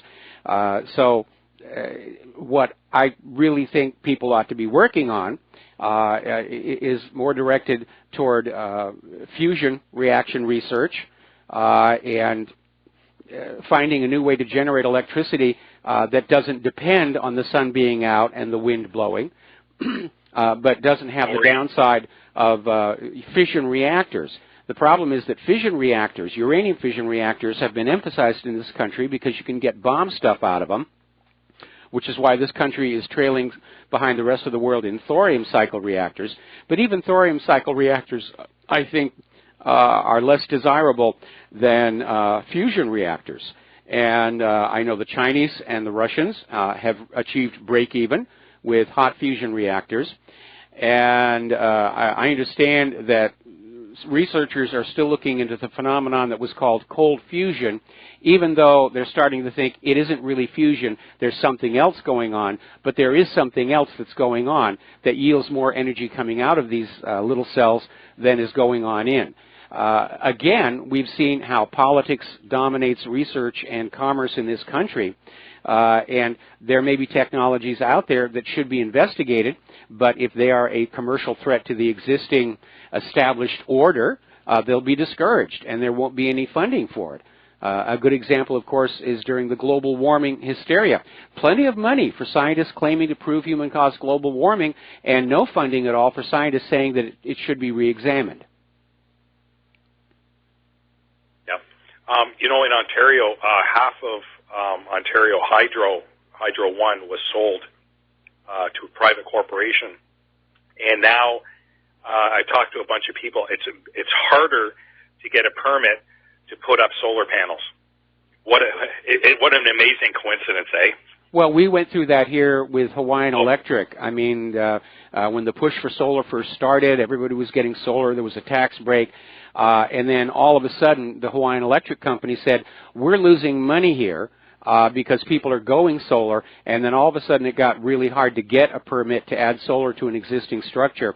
And a lot of people who'd gone into the business of installing solar panels were simply driven out of business.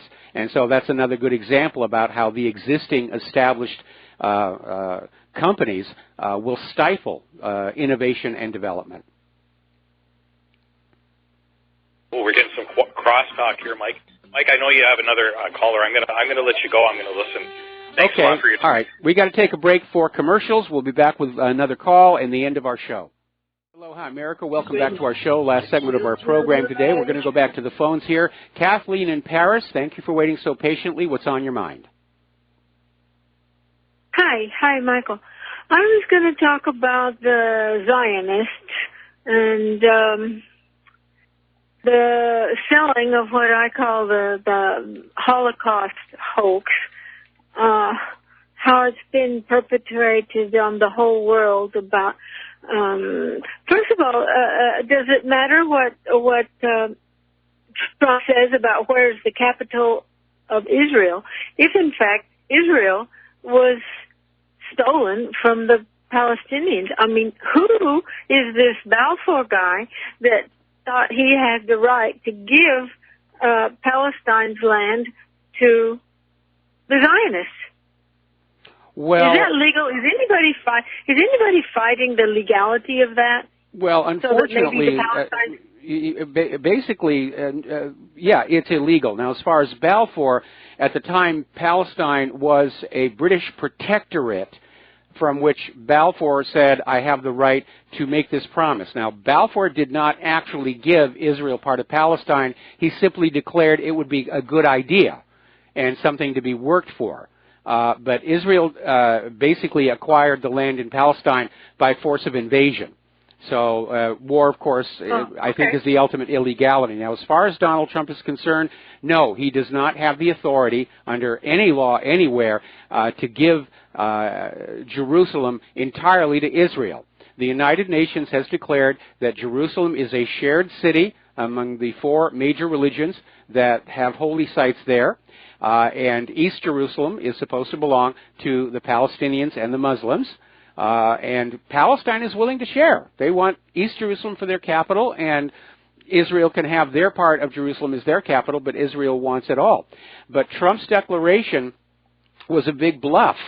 And apparently they were hoping that the rest of the world would just follow along like they did when Harry Truman recognized the state of Israel on stolen Palestinian land. So that did not work on out.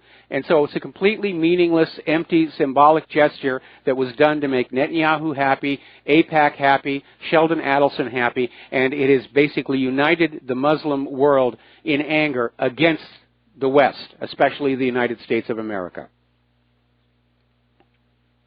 Yeah. I see. Okay. I'm still just angry about how the Zionist agenda has taken over even our language. The Holocaust, you can't even speak of the word. I mean, it was, I don't know if it was invented but certainly has been taken over to mean, what happened to the Jewish people during the war. And genocide, you almost can't use this word. in any other context. Let me make a comment here. Let me make a comment because we're almost out of time here. What happened in World War II, even by the official sanctioned story, was not targeted only on the Jewish people. The Nazis were rounding up anybody that they didn't think met their requirements for race hygiene. Gypsies were in there, gays were in there, the mentally ill, anybody who didn't meet that Aryan idea was put in there. Anyway, we got to let you go, Kathleen. And we're coming up here on the end of our program very, very soon. Yeah, there's the music. There we are. Anyway, stay tuned for John Stedmiller. He's got a lot of interesting information to share with you. And we will be back tomorrow here on Republic Broadcasting. So, aloha, America.